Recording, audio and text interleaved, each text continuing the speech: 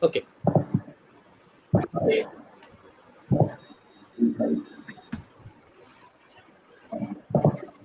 Yes, so we are live now. Sir, please.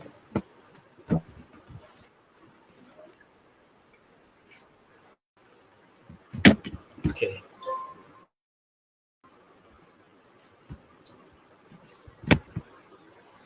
Welcome to a roundtable discussion with legislators, lawmakers, and legislators on voices against COVID stigma. बहुत कुछ देश, दुनिया, समाज, they are facing a lot of problems, unseen problems, and everybody has been trying their best to respond to their emerging situation. So इस बीच हमने सोचा कि अलग-अलग sections of society, they are telling us what is being done, what are they doing to fight the COVID, the stigma that is attached to. So today we have a very eminent august gathering, very august panel, which is headed by um, none less than the Union Minister for Shipping of Independent Charge, Sri Mansukh Bhai Mandavia. हमारे पास हमारे panel में also हैं गुजरात से, अहमदाबाद से legislator Shri Rakesh भाई Shah. He is MLA from Ellisbridge and also an executive member of state BJP. Then we have another very young MLA from BJP, Harsh Bhai Sanghvi. सूरत के मजूरा constituency को असेंबली में represent करते हैं. वेलकम हर्ष भाई, welcome Rakesh भाई, and welcome Shri Mansukh भाई मंडाविया जी. We also have on our panel a very senior Indian Information Service officer who is currently the ADG, Additional Director General of Press Information Bureau in Ahmedabad, in Gujarat, Dr. Dheeraj Kakadia. And then we have a very well-known face in fight against COVID, Dr. Lakshmi Bhavani, who heads the UNICEF office of Gujarat and based currently out of Gandhinagar. So we have a very eminent panel. All of them are with us right now. So हम लोग कोशिश करेंगे कि ये round table जो which has been organized by CCCR, that is Center for Child Communication of Child Rights at PDPU, Elixir Foundation, Press Information Bureau and Gujarat University, सबने मिलके हम लोगों ने ये ऑर्गेनाइज किया है. So welcome everybody, welcome my panelists, my august panelists, and welcome the participants. मैं कोशिश करूंगा कि सबसे पहले हम लोग ओपनिंग रिमार्क्स सुन लें डॉक्टर लक्ष्मी भवानी से. Before I request the Union Minister, Honorable Union Minister Sri Mansukh Bhai Mandavia to express his views on how legislators, how lawmakers are, raising their voice against stigma, against COVID.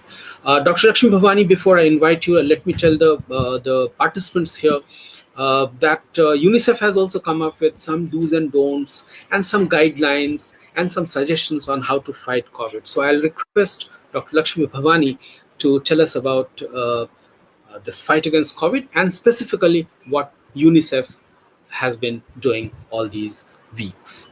Dr. Lakshmi Bhavani. Thank you, Pradeep ji. Adarniya Sri Mansukh Mandavia sir, Union Minister, and Rakesh ji and Harsh ji, legislators from Gujarat, and Dheeraj ji from PIB, and सारे उपस्थित अतिथिगण जो lawmakers and legislators यहाँ उपस्थित हैं, सबको मेरे प्रणाम, सादर प्रणाम. और आज आप सबके साथ मिलके ये राउंड टेबल करना तो हमको बहुत अच्छे लग रहे हैं, क्योंकि जो जनता के आपके ऊपर जो भरोसा है ये बहुत ज्यादा है. तो इसलिए this webinar and the round table is a very apt for the situation, I think. जैसे हम अब सब जानते हैं, कोविड-19 से भारत समेत विश्व के सभी देश इस समय जूझ रहे हैं और भारत में अब संक्रमितों की संख्या 10 लाख के पार हो गई है और महामारी से इस लड़ाई में हम सबकी एक अहम भूमिका है, इसलिए आज मिलके ये चर्चा करना बहुत जरूरी है। जहां डॉक्टर्स, नर्सेस और health care professionals frontline warriors की तरह काम कर रहे हैं, वही हम सबको जागरूक नागरिकों की तरह social distancing, hand washing and personal hygiene के गाइडलाइंस का पालन करने के इस लड़ाई से सहयोग देना है। हम सब जानते हैं कि कोरोना से लड़ाई दो स्तर पर चल रही है। एक और डॉक्टर्स और हेल्थ केयर प्रोफेशनल्स हॉस्पिटल्स में कोरोना वायरस से जंग लड़ रहे हैं, और तो दूसरी तरफ हम सबको मिलकर कोरोना से उत्पन्न स्थिति, जो कि समाज में भय, भेदभाव और पक्षपात को बढ़ावा दे रही है, उससे लड़ना जरूरी है। न्यूज़ और सोशल मीडिया पे ऐसे बहुत उदाहरण हैं जहां समुदाय ने कोरोना पॉजिटिव लोगों के साथ, उनके परिवार के साथ, डॉक्टर्स और हेल्थ केयर प्रोफेशनल्स के साथ भेदभावपूर्ण अनुचित व्यवहार कर रहे हैं। कोविड-19 एक अत्यधिक संक्रामक बीमारी है जो तेजी से फैल रही है और हम में से किसी को भी संक्रमित कर सकती है, और सभी सावधानियों के बावजूद अगर फिर भी कोई संक्रमित हो जाता है तो यह उनकी गलती नहीं है। संकट के स्थिति में रोगी और परिवार को सहायता और सहयोग की आवश्यकता बहुत होती है। ये समझने की जरूरत है कि इस बीमारी से उबर सकते हैं जो ज्यादातर लोग ठीक भी हो रहे हैं, और सही जानकारी के अभाव और कोरोना के डर सोशल डिस्टेंसिंग को भेदभाव और पक्षपात का आधार बना लिया है। हमें कोरोना से लड़ना है और कोरोना पेशेंट्स या उनके फैमिली मेंबर से नहीं। ऐसे लोग जो आवश्यक सेवा प्रदान कर रहे हैं, उन्हें और उनके परिवार वालों को भेदभाव का शिकार बनाने से सिर्फ देश की कोरोना वायरस के खिलाफ लड़ाई कमजोर होगी, जो पूरा देश के लिए गंभीर साबित होने का संभावना है। इस समय जनता के प्रतिनिधियों अर्थात विधायकों की भूमिका बहुत अत्यंत महत्वपूर्ण है। वे सिर्फ जनता के प्रतिनिधि ही नहीं है, परंतु उनके हितों की रक्षा करने हेतु नीति और नियम बनाने वाले भी हैं। वे जनता को सरकार और प्रशासन से जोड़ने वाली महत्वपूर्ण कड़ी है। जनता के विश्वास उनके प्रतिनिधि विधायक के साथ भी होता है। वे अपने क्षेत्र के लोगों में प्रभाव रखते हैं, इसलिए अगर विधायक अपने क्षेत्र के लोगों को करेक्ट इंफॉर्मेशन, सोशल डिस्टेंसिंग और लॉकडाउन के रूल्स की सही जानकारी उपलब्ध कराते हैं, तो हम इस भय, भेदभाव और पक्षपात के वातावरण को खत्म कर पाएंगे।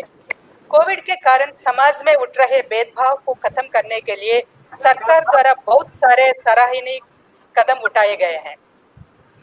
इस मुहिम को राज्य के कोने कोने तक पहुंचाने में आप सबकी अहम भूमिका है, हमारे सबकी। विधायक अपने इलाके में कुछ ऐसे कदम उठा सकते हैं जिनसे हम भेदभाव को खत्म कर सकते हैं। इस संकट की घड़ी में ये आवश्यक है कि हम उन कमजोर वर्गों पर विशेष ध्यान दें जो कोविड से उत्पन्न भेदभाव और पक्षपात का शिकार हो सकते हैं। समाज के प्रतिनिधि के रूप में आप अपने सोशल मीडिया से करेक्ट और वेरीफाइड इंफॉर्मेशन शेयर कर सकते हैं। समाज के बुजुर्ग एवं जाने माने लोगों के साथ मिलकर एक मुहिम की शुरुआत कर सकते हैं। कोरोना वायरस कोई सामाजिक कलंक नहीं है। इस विचारधारा का प्रचार करने के लिए डिस्ट्रिक्ट एडमिनिस्ट्रेशन के साथ मिलकर भी एक मुहिम की शुरुआत की जानी चाहिए। विधायकों द्वारा कोविड वॉरियर्स को सम्मानित करना एवं कोविड से लड़कर आने वालों की कहानियों को अलग अलग माध्यम के द्वारा शेयर करने से भी हम समाज में जागरूकता फैला सकते हैं। जब यूनिसेफ के बारे में आते हैं तो हमारा ये काम है कि जैसे आप जैसे विधायकों, लॉ मेकर्स, जो मीडिया लोग हैं और समाज में कितने भी इम्पोर्टेंट आर्म्स है हमारे साथ, जो फेथ बेस्ड लीडर्स हैं, स्टूडेंट्स हैं, और सबको यूज करके सबके माध्यम से ये सब में जागरूकता पैदा करना है, और जो सरकार की काम चल रहा है उनके बारे में उनको जागरूकता करना है। और ये जैसे हेल्थ सर्विसेज हमको मिल रहे हैं इनको यूज करने में, और इसके साथ साथ जो भय भ्रांति है, डरावना है, इसको कम करना हमारा काम है। इसलिए हम हर बार एक एक माध्यम से हम जनता तक पहुंचने का प्रयास कर रहे हैं। आज आपके द्वारा हम जनता को पहुंचने का प्रयास कर रहे हैं, और इसमें मुझे पूरा विश्वास है कि इन कदमों से हम सब मिलकर कोविड से उत्पन्न भ्रांतियों को एवं भेदभाव को मिटा पाएंगे। तो मैं यहाँ समाप्त करने के पहले जो एलिक्सर फाउंडेशन है, पीडीपीयू है और सेंटर फॉर कम्युनिकेशन और चाइल्ड राइट्स है, पीआईबी है, और आप सबको मैं इसमें हमारे साथ ज्वाइन करने के लिए बहुत बहुत धन्यवाद देना चाहती हूँ। नमस्कार। Pradeep ji, over to you. Yeah. Thank you, ma'am. As you rightly pointed out, a concerted effort is necessary. सब लोग, समाज के हर एक तबके, हर एक सेक्शन के लोगों को मिलकर काम करना है और कर रहे हैं। और जो जहाँ कहीं भी है, जो अपनी छोटी जगह पर जहाँ कहीं भी है, वो सब लोग काम कर रहे हैं। We are very happy to welcome Sri Mansukh Bhai Mandavia, Union Minister for Shipping with Independent Charge. He's also Minister of State for Fertilizers and Chemicals. Mansukh भाई इज अ ग्रीन वॉरियर। मैं आप पार्टिसिपेंट्स को बताते हुए मुझे बहुत खुशी होती है कि मनसुख भाई बहुत बड़े ग्रीन वॉरियर है। He has done lots of activities in Saurashtra and in Delhi. Cycle पर संसद में जाना, ये मनसुख भाई का लोग याद करते हैं आज भी। I am very happy to share with the panellists and the participants that Mansukh Bhai has been a great support to Elixir Foundation and our Center for Communication of Child Rights. पिछले साल हम लोगों ने एक event किया था Men for Menstruation, उसमें भी मनसुख भाई आए थे। चूंकि बालिकाओं के लिए उन्होंने बहुत कुछ काम किया है, तो we invited him and he shared his experience. So Mansukh भाई को मैं इनवाइट करना चाहूँगा for a special address on legislators का जो रोल हो सकता है कोविड जैसे, जिसको कि कभी कभी समाज में कई जगह स्टिग्मा के तरीके से देखा जाता है, तो कैसे उसको फाइट किया जाए, लेजिस्लेटर्स लोग उसके लिए क्या कर रहे हैं और क्या कर सकते हैं। श्री मनसुख भाई मांडविया जी, नमस्ते। मेरी आवाज नमस्कार। हम लोग सुन रहे हैं, आपकी आवाज आ रही है सर जी। मुझे कल बताया गया था कि वेबिनार के माध्यम से वर्तमान समय में जो कोविड क्राइसिस चल रही है उसमें जनप्रतिनिधि क्या भूमिका होती है, वो क्या कर सकते हैं या तो क्या करना चाहिए, उसके पर एक वेबिनार आयोजित हो रहा है। और ये वेबिनार में आपको एक पैनलिस्ट के रूप में जुड़ना है। और मुझे बताया गया कि आपके साथ भाई राकेश भाई और हर्ष दोनों एक सुझे हुए जनप्रतिनिधि है, वो भी आज हमारे साथ जुड़े हुए हैं। और आप सब लोग जो सोशल एक्टिविटी के साथ जुड़े हुए हैं, सब लोगों का मुझे लगता है कि क्राइसिस मतलब कोई समस्या खड़ी होती है, ऐसी स्थिति में सभी का कोई न कोई अपनी अपनी भूमिका होती है। जब वॉर होती है तो फर्स्ट लाइनर वॉरियर के रूप में हमारे सोल्जर्स होते हैं, लेकिन कई ऐसे सोल्जर्स होते हैं जो फर्स्ट लाइनर नहीं होते हैं, लेकिन उसकी भूमिका महत्वपूर्ण होती है। जब सोल्जर लड़ते हैं तो एक सारी सप्लाई चेन मेंटेन होती है, गोला बारूद बनने से, उसको सप्लाई करने से, सप्लाई करने में जुड़ने वाले लोगों से, वहां से लेके उसका भोजन पकाने तक नंबर ऑफ लोग मिशन मोड में काम करते हैं, तब जाके सोल्जर लड़ता है और तब जाके आप फाइट कर सकते हैं क्राइसिस के सामने। मेरा मानना है कि एक जनप्रतिनिधि ऐसी क्राइसिस में क्या कर सकता है, क्या करना चाहिए उसको, उसका दायित्व क्या हो सकता है, उसके संदर्भ में मैं आपको थोड़ी सी ऐतिहासिक बात बताऊं तो डेमोक्रेसी में कभी आप कुछ कंपलसरी नहीं कर सकते हैं, या तो कंपलसरी कर दिया तो कंपलसरी करने के बाद उसको कोई फॉलो नहीं करेंगे तो डेमोक्रेटिक सिस्टम से आप उसके पर एक्शन ले सकते हैं, लेकिन कानून सरकार उसके एक लिमिटेशन होती है। लेकिन उसमें हम क्या कर सकते हैं, हमें क्या करना चाहिए, एक समय था जब फ्रीडम फाइटिंग चल रही थी, आज़ादी की लड़ाई चल रही थी, और गुजरात में बड़ौदा में सयाजी गायकवाड़ का स्टेट था। उन्होंने महिला एजुकेशन को कंपलसरी किया था, एजुकेशन को ही कंपलसरी किया था। उसमें महिला एजुकेशन को उन्होंने विशेष भार दिया था और कहा था कि कोई अपने बच्चे को नहीं पढ़ाने के लिए भेजेंगे, स्कूल पर नहीं भेजेंगे, उसके फैमिली को 1 रुपीज उस वक्त फाइन हो रहा था और लोगों को करना पड़ता था, क्योंकि ये किंगडम सिस्टम थी। एक अच्छा उद्देश्य था, ये उसके पार अतिक्रमण था, लेकिन था तो जनता के लाभ में।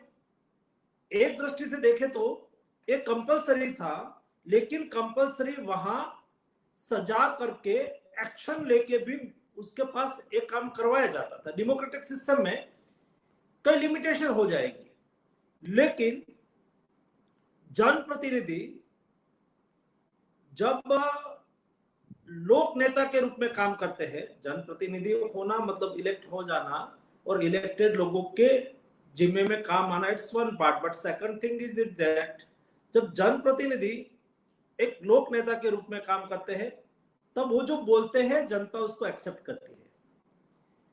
महात्मा गांधी ने अपने जीवन में कई आंदोलन किया, लेकिन उन्होंने डेमोक्रेटिक सिस्टम से किया। उस वक्त की सरकार ने डेमोक्रेटिक सिस्टम की दृष्टि से उसके सामने एक्शन लिया, लेकिन एक जनप्रतिनिधि या तो एक लोक नेता जब खोज के लिए काम करता है तब उसका आउटपुट आता है। मैं यहां बैठा बैठा बोल दूं कि ये करो तो होगा भी ना भी होगा। एक जनप्रतिनिधि बोले कि आप अपना ख्याल रखो, एक कोविड क्राइसिस में मास्क पहनना चाहिए, हैंड वॉश करना चाहिए, लोगों को सभी जगह पे जाए तो सैनिटाइजर का उपयोग करना चाहिए। एक गाइडलाइन तो आ गई, लेकिन एक गाइडलाइन को फॉलो करने के लिए जनप्रतिनिधि जब जनता के बीच में एक लोक नेता के रूप में, लोक नेता तब बन सकते हैं जनप्रतिनिधि जब जनता के साथ उसका तादात्म्यता हो जाती है, उसके साथ वो मिल जाता है, उसकी वॉइस पर, उसका कहने पर, उसकी बात पर जनता को भरोसा हो जाता है। ऐसा नहीं कि मैं जाके एक हॉस्पिटल में एक क्यों नहीं हुआ, एक क्यों नहीं होता है, ये होना चाहिए, मतलब उसकी इफेक्ट आएगी, ऐसा नहीं। जनता के बीच में एक भरोसा निर्माण होना कि मेरे जनप्रतिनिधि है, मेरे नेता है, वो कहे वो मुझे करना है, वो हमारे हित के लिए कहते हैं, सब लोग जनता के हित के लिए ही, लेकिन कौन बोलता है तो उसकी कैसी इफेक्ट होती है, उसका बेस्ट एग्जांपल ये महात्मा गांधी है।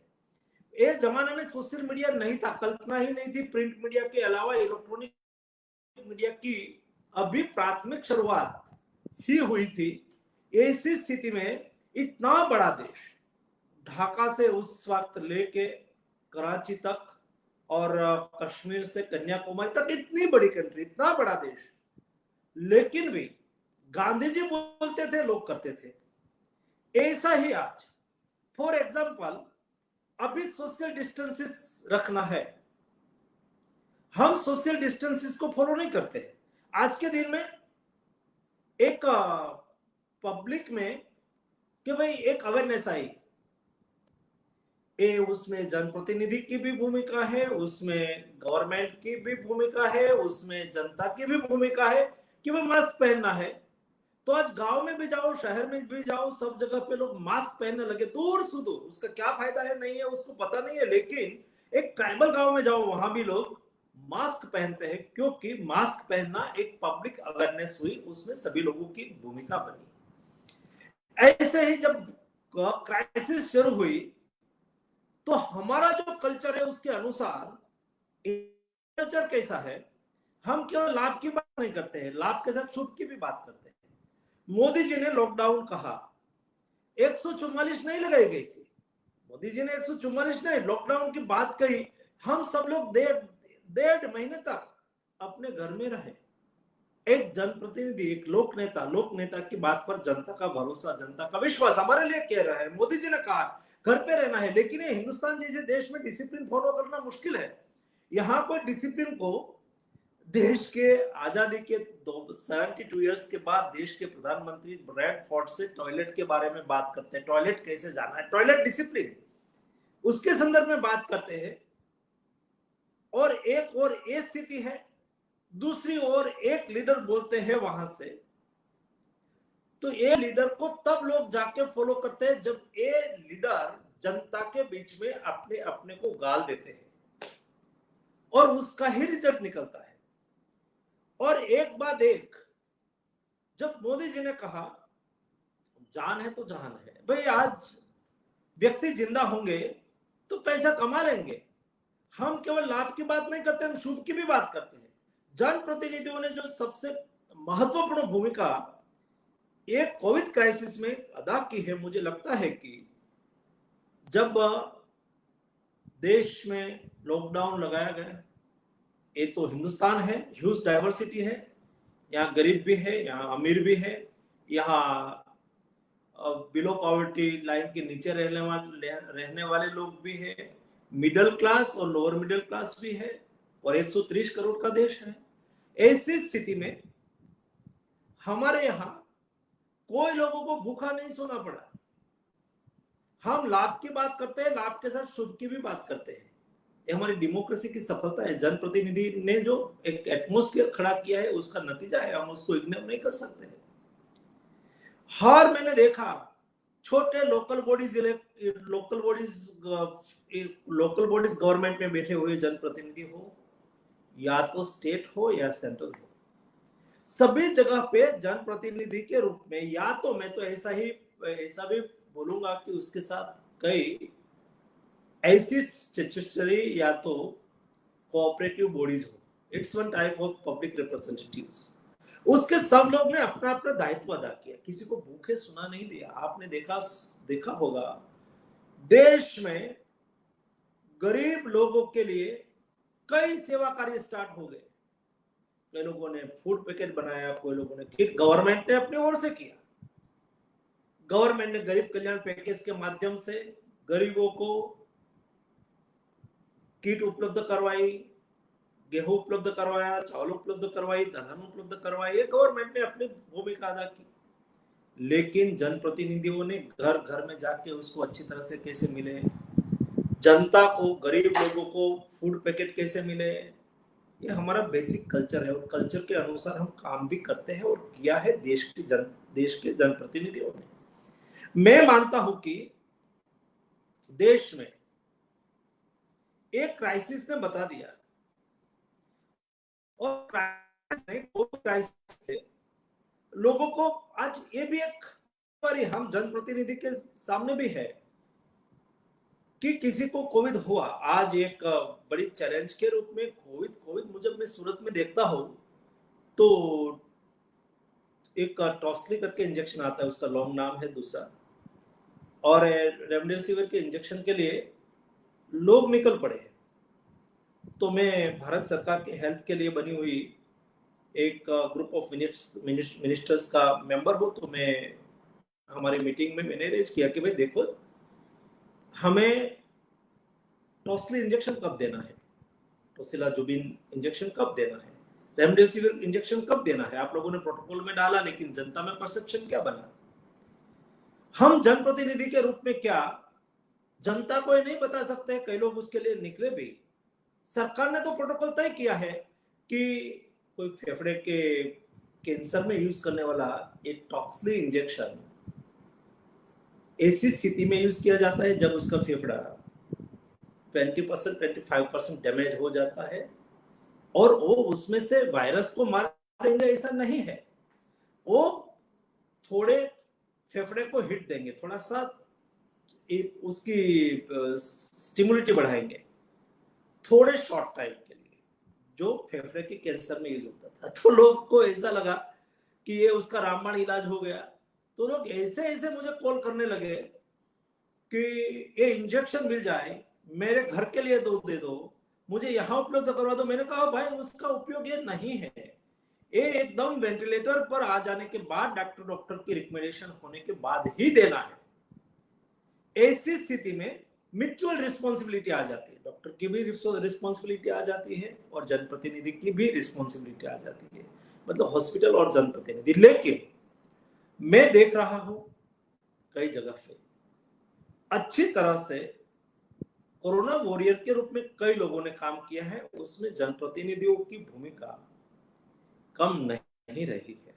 और डेमोक्रेसी तब ही सक्सेस होती है जब जनप्रतिनिधि और ब्यूरोक्रेटिक सिस्टम, मतलब प्रशासन या तो गवर्नमेंट, एक दूसरे से पूरक बन के काम करें।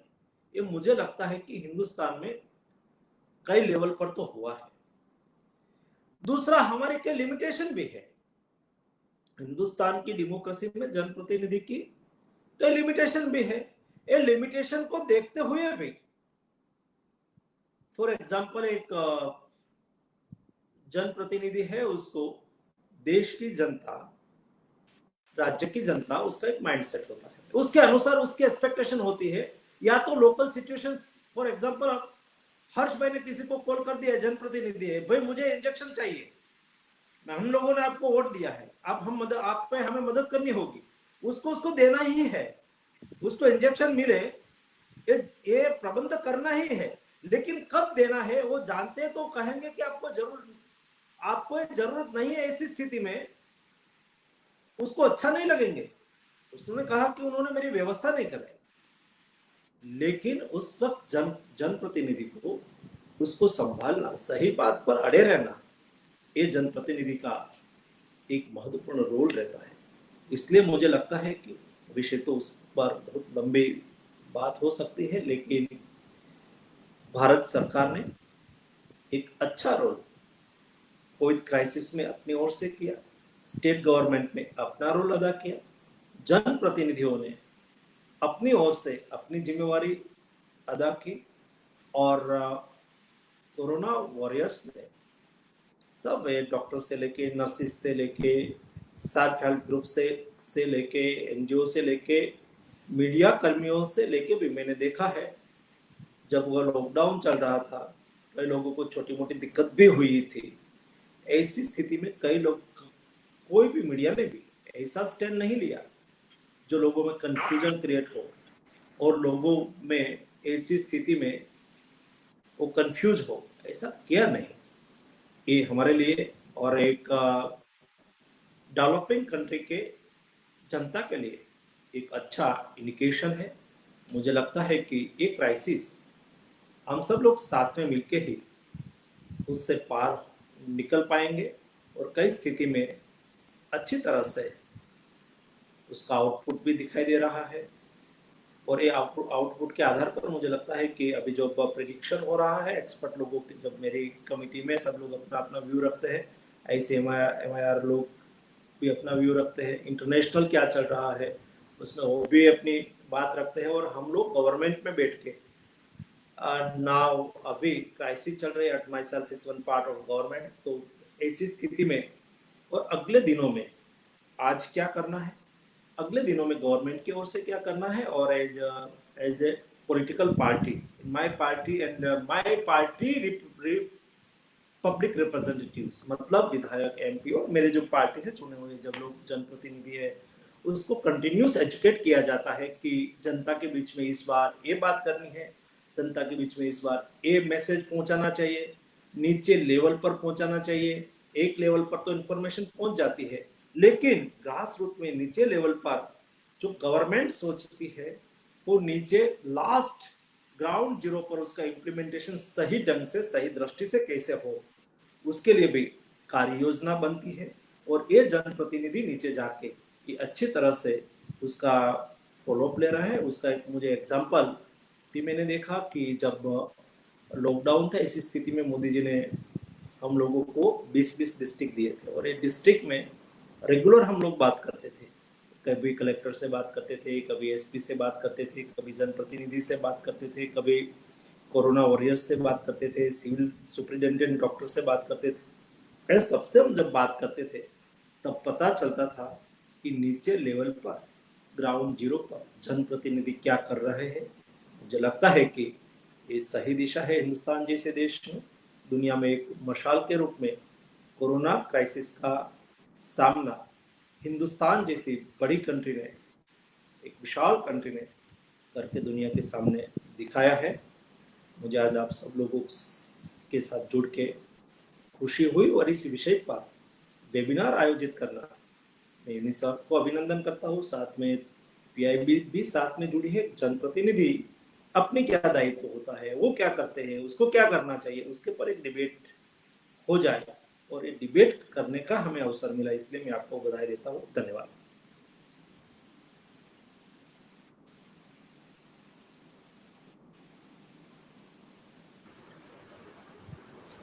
बहुत बहुत धन्यवाद मनसुख भाई, आपने बहुत कम समय में बहुत इंसाइट्स दिए हम लोगों को। कैसे सरकार, आप सरकार में बैठे हैं, हम लोग सिर्फ मीडिया के थ्रू सुनते हैं कि सरकार क्या कर रही है, लेकिन सरकार किस तरीके से अंदर सरकार के मंत्रीगण, अन्य नेतागण, दूसरी लीडरशिप मिलकर क्या डिसीजन ले रहे हैं और कैसे उसको इम्प्लीमेंट करें, इसका छोटा सा हमें वाकया बताया। बहुत बहुत धन्यवाद।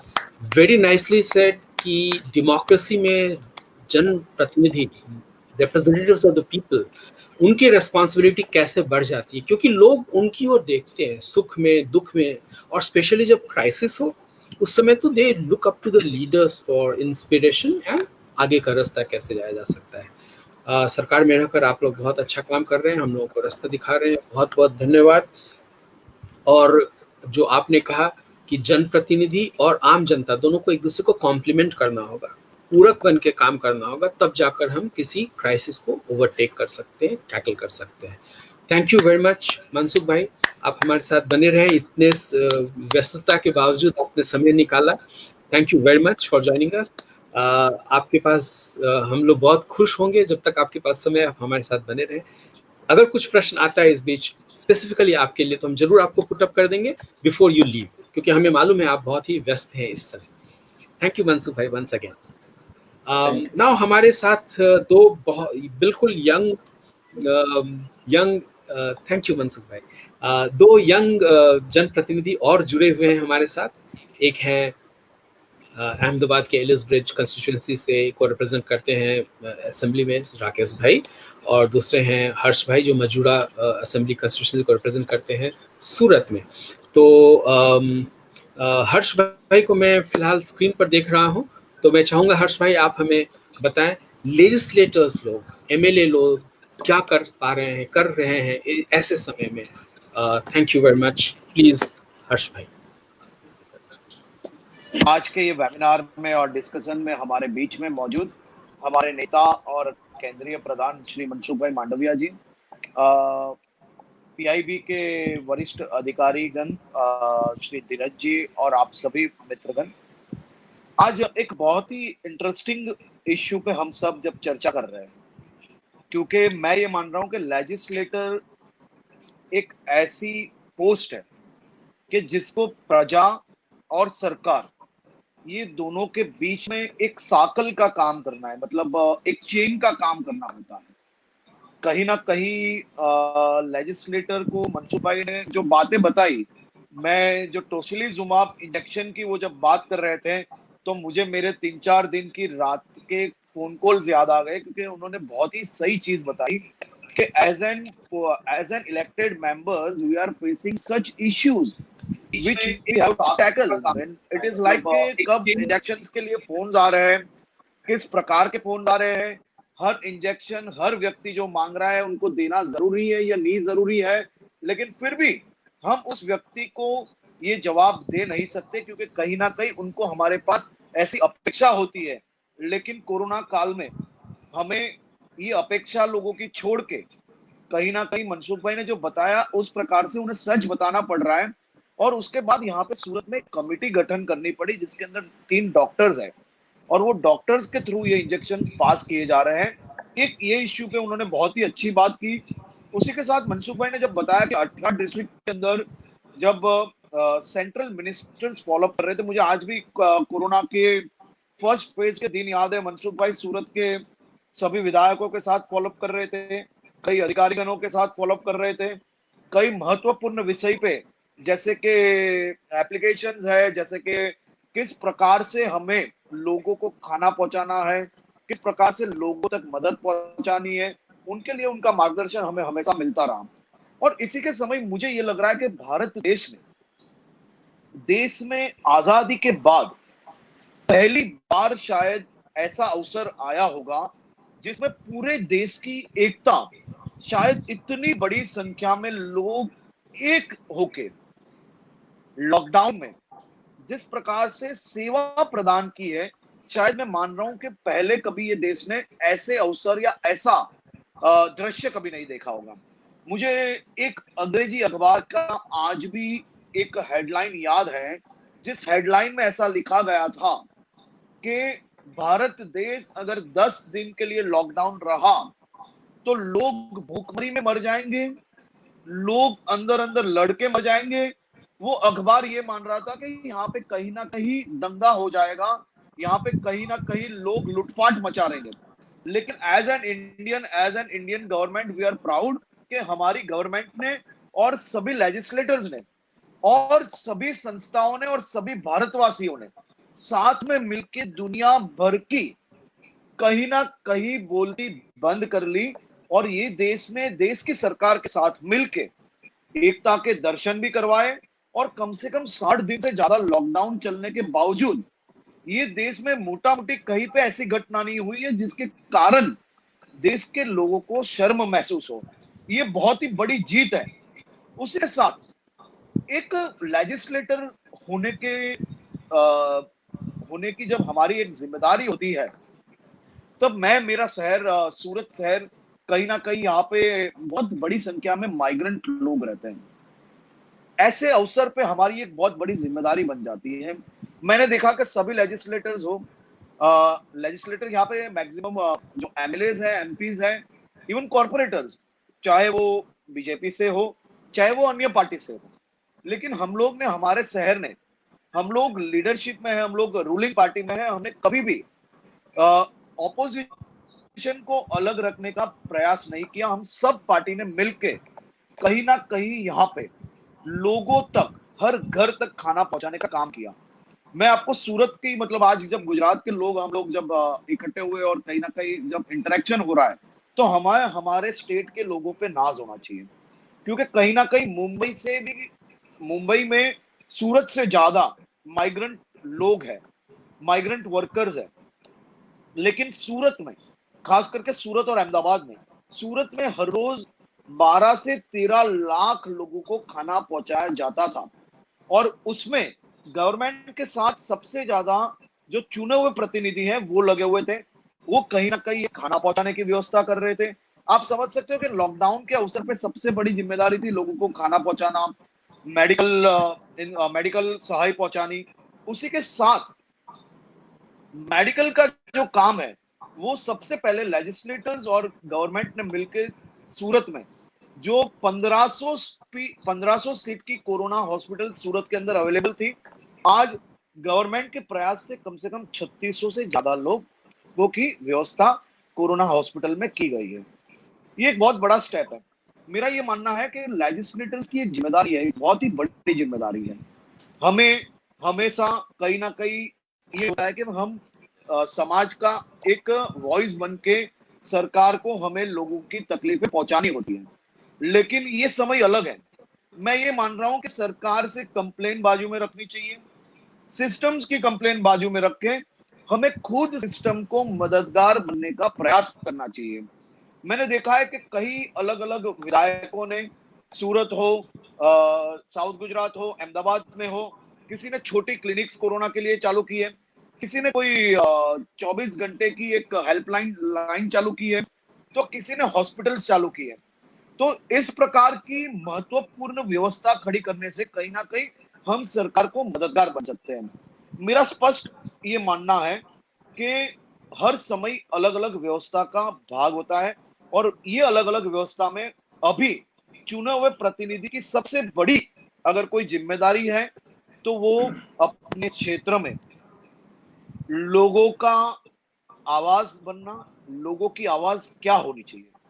ये नहीं कि हम लोग गलत काम कर रहे हैं, उनकी दुकानों में सोशल डिस्टेंसिंग तोड़ रहे हैं और हम उन्हें वोट बचाने के लिए ये बताएं कि नहीं आप इनकी दुकानें बंद मत कीजिए, आप इनकी मार्केट्स बंद मत कीजिए।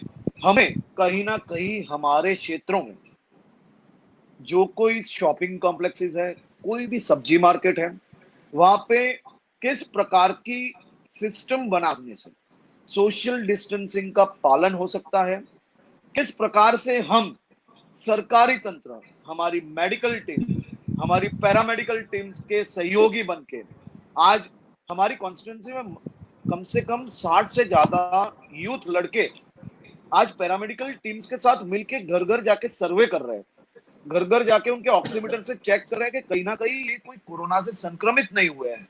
इस प्रकार से मैं मान रहा हूं कि आने वाले दिनों में देश भर में खुद की कॉन्स्टिट्यूंसी में हमारे कार्यकर्ताओं को मैक्सिमम सरकारी तंत्र के साथ मदद में लगाना चाहिए और मदद में लगा के कहीं ना कहीं हमारे क्षेत्र के लोगों को फायदा पहुंचाना चाहिए। ये फायदा क्या हो सकता है? नॉर्मल डेज में हम उनके कोई छोटे मोटे काम है वो करवा लेते हैं, और ये दिन ऐसे है कि ये दिनों में हम किसी को भी सोशल डिस्टेंसिंग का पालन तोड़ता है और अगर हम उसे बचाते हैं तो मैं ये मान रहा हूं कि सोशल गुनहगार है। हमारी सोशल जिम्मेदारी ये है कि हमें व्यवस्था खड़ी करने में कहीं ना कहीं सरकार को मददगार होना है, चाहे वो कोई भी सरकार हो।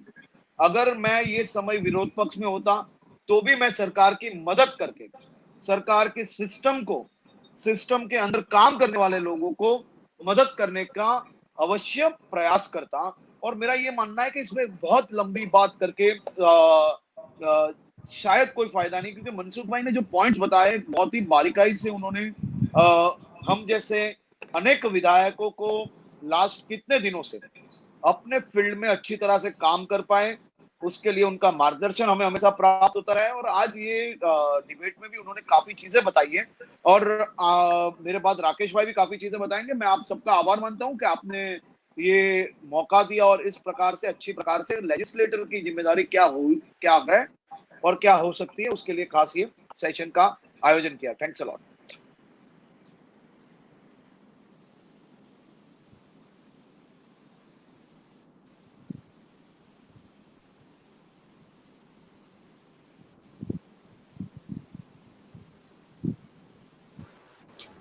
I'm very sorry. कुछ क्षणों के लिए मैं I was logged out of this. Thank you, Harsh bhai. Thank you for your wonderful insights. चूंकि मनसुख भाई के पास समय कम है, thank you very much, Harsh bhai. I will come back to you. There are Mansukh भाई से सर एक before आप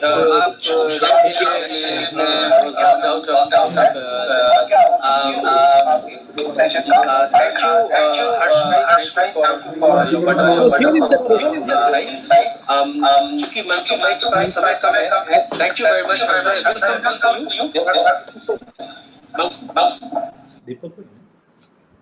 Mansukh bhai, there is a question for you. Yes. How can people सरकार कैसे सरकार को, लेजिस्लेटर्स को कैसे लोग हेल्प कर सकते हैं? जो सोशल मीडिया पे इतने सारे समाचार आ रहे हैं, उसमें काफी कुछ फेक न्यूज भी होता है, तो how can people help the government and legislators in combating the wide spread fake news and miss information on social media and stop the social stigma? Mansukh bhai, please. Pradeep bhai, it's a unique questions. जनता सरकार और लोक प्रतिनिधि को कैसे मदद कर सकती है? बहुत राइट क्वेश्चंस है जी। मैं केवल उसका एक बहुत शॉर्ट में रिप्लाई दे सकता हूँ आपको कि मैं मानता हूँ कि जो जनता सचमुच मेरे देश के हर नागरिक एक बार डिसाइड करे कि कोरोना को 15 दिन में हटा देना है, भगा देना है, तो भगा सकती है।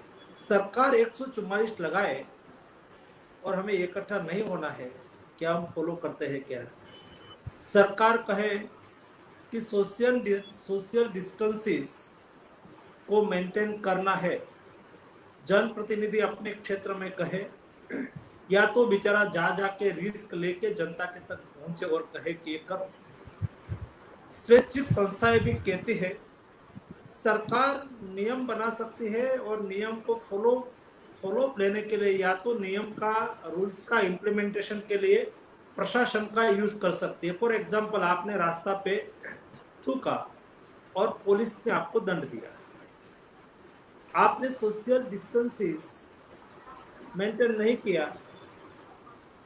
सरकार ने आपको दंड दिया, या तो स्टॉक मार्केट को बंद करवा दिया। It's not solution. सॉल्यूशन भी है, हमारे पास सॉल्यूशन है, और हम बहुत यूनिक क्वेश्चन है। 15 दिन में देश में से कोरोना खत्म हो सकता है। क्यों? मोदी जी ने कहा है, गवर्नमेंट ने कहा है कि सोशल डिस्टेंसेस के लिए एक एसओपी बनाई है, 2 गज की दूरी। बहुत कॉमन वर्ड में मोदी जी ने मोदी जी देश के prime minister, but it's a public representatives in democratic system. Bharat की डेमोक्रेटिक सिस्टम में we are all are public representatives. हम तो सरकार के माध्यम से कहा कि 2 गज की दूरी रखो। सारे देश के नागरिक 15 दिन के लिए स्वयं तय कर ले, ज्यादा कुछ नहीं कराना, केवल इतना ही कराना है, 15 दिन के लिए हम 100% सोशल डिस्टेंसेस को फॉलो करेंगे। मैं मेरे घर में बैठा हूं तो मैं सोशल डिस्टेंसेस का फॉलो करूं, बाहर जाऊं तो मैं सोशल डिस्टेंसेस को फॉलो करूं, बिना कारण से मैं बाहर नहीं जाऊं। मैं सब्जी मंडी में जा रहा हूं तो सब्जी मंडी में मैं सोशल डिस्टेंसेस के साथ ही मंडी में खड़ा रहूंगा। मैं ग्रोसरी लेने के लिए आया तो सोशल डिस्टेंसेस के साथ ही मैं ग्रोसरी पर जाके खड़ा रहूंगा। क्या ऐसा हो रहा है? नहीं हो रहा है। इसलिए कोरोना स्प्रेड हो रहा है, उसको केवल समाप्त करना। कोरोना क्राइसिस के सामने लड़ने का एक ही विपन है, सेल्फ डिसिप्लिन।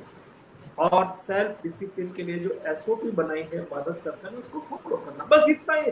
इतना करने से 15 दिन में एक चेन, कोरोना की जो चेन है वो ब्रेक हो जाएगी तो कोरोना क्राइसिस खत्म हो गया। इतना ही करना है। लेकिन कहने वाले बहुत लोग हैं, करने वाले कौन है ये तय करना है, और सभी को फॉलो करना। पब्लिक रिप्रेजेंटेटिव को भी फॉलो करना है, जनता को भी फॉलो करना है, सभी को फॉलो, छोटा ही काम करना है। जो हमारे साथी हर्ष ने 2-3 बार उल्लेख किया सोशल डिस्टेंस, सही बात कर रहा है, लेकिन उसका एक सोशल डिस्टेंस को हम फॉलो कर ले, विषय खत्म। आपका सारा क्वेश्चंस का रिप्लाई उसमें आ गया। वेल सेड मनसुख भाई।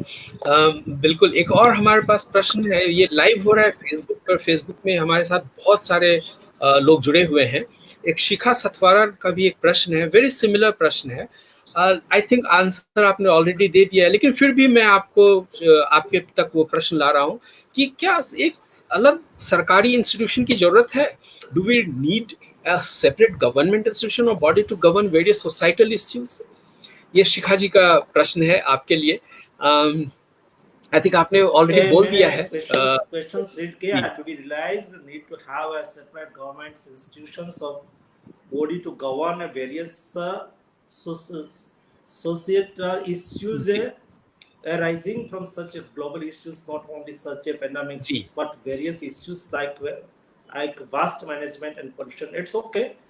My reply is that only Shikha ji, now and today, number of government bodies and international bodies is arise. Hey, issue इतना है कि ये bodies ने जो गाइडलाइन तय किया है, जो bodies बनी हुई है, उसका अच्छी तरह से ये bodies के रूल्स, रेगुलेशन और एसओपी का इम्प्लीमेंटेशन हो रहा है क्या?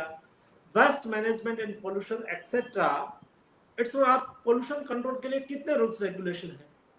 लेकिन भी मैं कल ही एक अहमदाबाद में वीडियो देख रहा था टेलीविजन पर कि रोड पे एक ड्रेनेज से polluted water, colour polluted water drainage से निकल रहा था, मैं दिख रहा था। क्या उसके लिए कोई गवर्नमेंट बॉडीज नहीं है? क्या है ही? उन्होंने क्या ऐसा करने के लिए उसको छूट दी है? नहीं दी है। ऐसा किया है और उसके ध्यान में आएंगे तो वो सजा भी करेंगे, उसके सामने एक्शन भी लेंगे। लेकिन मैं मानता हूं कि एक्शन ए लास्ट सॉल्यूशन नहीं है, discipline is a last solution.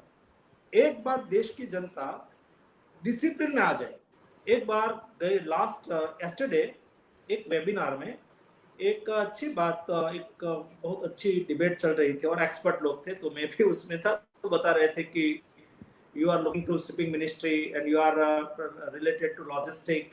उन्होंने लॉजिस्टिक के संदर्भ में कहा कि मंत्री जी, हम दिल्ली से कोई लॉजिस्टिक का, दिल्ली से एक कंटेनर निकलता है तो उसको, एक कंटेनर को JNPT पोर्ट तक पहुंचने में 5 दिन लगता है। यूएसए में एक दिन में 800 किलोमीटर ट्रक चलती है, हिंदुस्तान में 400 किलोमीटर ट्रक चलती है। ऐसा करके मुझे बता रहे थे कि ये करना चाहिए, करना चाहिए। मैंने कहा किसको करना है वो? मैंने उसको एग्जाम्पल के तौर पे कहा कि क्यों 5 दिन लगता है। मनसुख मांडविया आया है और उसकी वो इलेक्ट हुआ है, उसका एक जुलूस निकला है और पीछे ट्रक आया है, तो ट्रक को क्या करना है? मनसुख मांडविया को हटाएंगे? वो बेचारा को वेट ही करना है।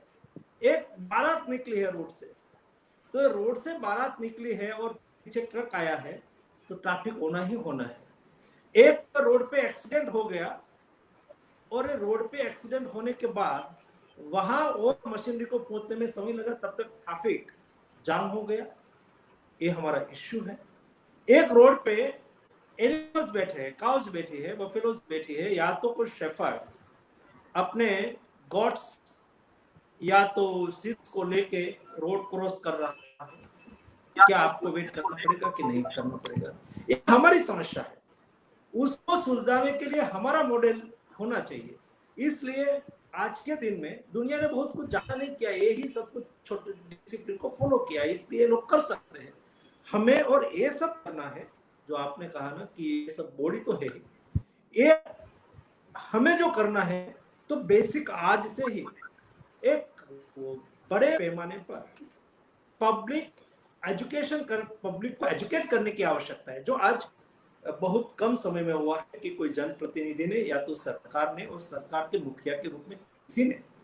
सरकार का काम केवल रोड बनाना, केवल गटर बनाना, केवल लाइट देना ये नहीं है। केवल सरकार का और भी कुछ काम होता है और जनप्रतिनिधि का और भी कुछ काम होता है। सोशल रिलेटेड इश्यू को एड्रेस करना, ये गांधी जी के बाद पहली बार, एक बार बीच में थोड़ा सा लाल बहादुर शास्त्री जी ने किया था, और एक बार जो जनप्रतिनिधि लोकाकार हो जाते हैं ना, तो उसकी बोलने की इफेक्ट होती है। गांधी जी कहते थे वो ये जमाना में, और एक आपके साथ जो हमारे धीरज भाई जुड़े हुए, उन्होंने एक बुक लिखी है, मैंने बुक पढ़ी है, धीरज भाई को पता होगा नहीं होगा, I don't know.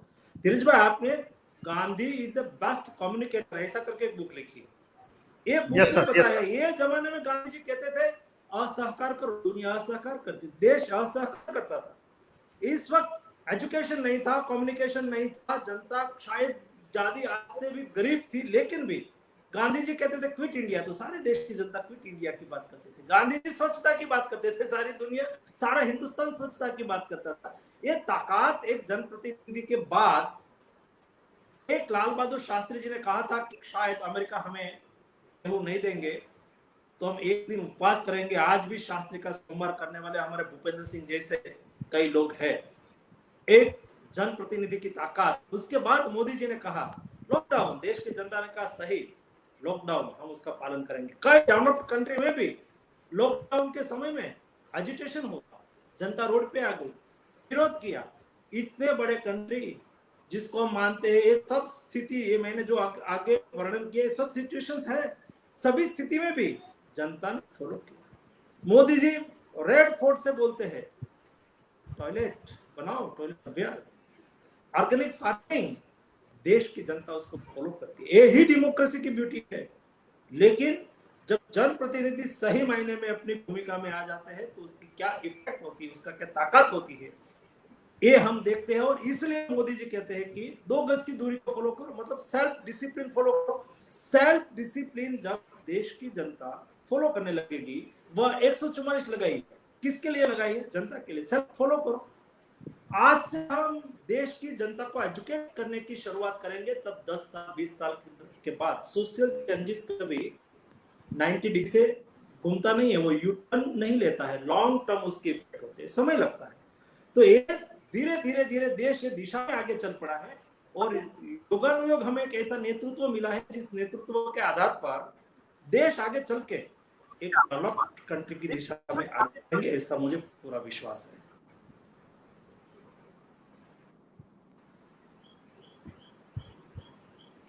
Thank you Mansukh bhai, very well said once again. आपने एक बार नहीं कई बार गांधी जी की रेफरेंस दी है, और आपने कहा दो बातें, ऐसे तो बहुत अच्छी इंपॉर्टेंट बातें बताई आपने, इंपॉर्टेंट बातें बताई, लेकिन जो दो बातें हमारे साथ स्टिक हो जाती हैं वो हैं पब्लिक एजुकेशन। इसमें समाज का दायित्व है, लोक प्रतिनिधित्व का दायित्व है, लेकिन ultimately it has to come down to self discipline. इसमें जनता और लोग को खुद ही कुछ ना कुछ अपने बारे में सोचना होगा, सेल्फ डिसिप्लिन मेंटेन करना होगा। फेसबुक पे बहुत सारे प्रश्न आ रहे हैं, लेकिन हम चाहेंगे कि हमारे साथ जो जुड़े हुए हैं दो और पैनलिस्ट, उनकी बातें हम लोग पहले सुन लें।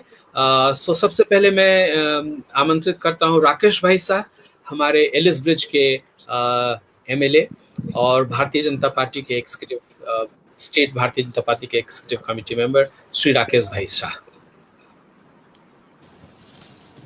नमस्कार। नमस्कार सर। बस आज के ये वेबिनार में हमारे साथ जुड़े हुए हमारे बुजुर्ग आदरणीय मनसुख भाई, आप सब, प्रदीप भाई, यूनिसेफ की बहन जी, धीरज भाई, पीडीपीयू के सब लोग, और ये एलेक्सिरा का पूरा काउंसिल्स, कब से मैं अब सब लोगों को सुन रहा था। एक तो कोविड जी बात चल रही है, करीब 100 दिन से ज़्यादा हो गए हैं। एक इलेक्टेड प्रतिनिधि की क्या जिम्मेदारी होती है, वो सब्जेक्ट पर आपने आज हमें कुछ मौका दिया है। ये हम सब जानते हैं कि ये सदी की ये सबसे बड़ी महामारी है, और जो जितने भी पॉपुलेशन है, जितने भी लोग हैं, उन्होंने पहली बार ये देखा है कि ऐसी महामारी आई है। इससे पहले भी कुछ महामारियाँ थी, प्लेग आया था और भी कुछ समस्याएं थी, लेकिन एक जनप्रतिनिधि होने के नाते हमारी जिम्मेदारी वो होती है, या तो जो रूलिंग में या सरकार है और जो लोग हैं जिसको तकलीफ है, या तो कोई बीमारी से पीड़ित है, कोरोना से है, या उसको कुछ प्रभावित, तो उसको बीच का एक सेतु का रास्ता हमें बनाने का है। उसको पहले उसका कुछ ऑब्जर्वेशन हो जाए, उसको कुछ ट्रीटमेंट मिले, और ट्रीटमेंट मिलने के बाद वो जल्दी से वापस तैयार होके, मतलब अच्छे होके वापस अपने घर पे चले जाए, वो एक हमारी जिम्मेदारी होती है। ये जो तीन महीना से ज़्यादा, 401 दिन से ज़्यादा समय निकला है, हम सब ने देखा है कि बहुत गंभीर समस्या है। लोगों की एक जीवन जीने की एक शैली बदल गई थी, वैसे हमारे भी चुने हुए लोगों की भी एक कार्य करने की एक पद्धति भी बदल गई थी, पूरी एक सिस्टम नहीं बन गई है। और अभी आज ये वही सिस्टम से हम काम कर रहे हैं कि जिन जिन लोगों को तकलीफ है उनको कंसर्न डिपार्टमेंट तक पहुंचाने की हमारी जिम्मेदारी है। मैं आभार मानता हूं हमारे मुख्यमंत्री का, कि मुझे मालूम है शायद 19 या 20 मार्च के आसपास पहला केस अहमदाबाद में आया था, गुजरात में, और अभी तो 120 दिन हुए हैं। और उसी दिन से, जब से केस आया था, तब से आज तक उन्होंने लगभग करीबन 42,000 सीट, 42,000 बेड की सीट तैयार हो गई है। और फॉर्चुनेट पूरे गुजरात में केसेस तो कम हो रहे हैं और नंबर ऑफ टेस्टिंग बढ़ रहे हैं। हमें पता चलना चाहिए कि हमारी आजू बाजू में कौन कौन लोग पॉजिटिव है। पहले प्रॉब्लम था कि केस कम, टेस्ट कम होते थे, लेकिन अब टेस्ट ज़्यादा होने लगे थे, फैसिलिटी भी ज़्यादा मिलने लगी है, लोगों का सपोर्ट भी ज़्यादा मिल रहा है। जो इलेक्टेड बॉडी है और जो एडमिन लोग हैं, जो मैं महानगर से हूँ, जैसे हर्ष भी हमारे साथ है सूरत से, तो यहाँ से हमारी जो बॉडी है कॉरपोरेशन, वो लोग जो काम कर रहे हैं, अगर किसी को पता चला कि ये इलाके में से पॉजिटिव केस आया है, तो उसको एक कंटेनमेंट जोन जैसे बनाकर इनके आजू बाजू लोग उसमें सफ़र ना हुए, वो प्रिकॉशनरी स्टेज पहले से उन्होंने ले लिया है। और इसीलिए केस बढ़ते पहले केस कम होने लगे, और आज का दिन तो मैं देखूंगा कि रिकवरी रेट बहुत ज़्यादा बढ़ गया है।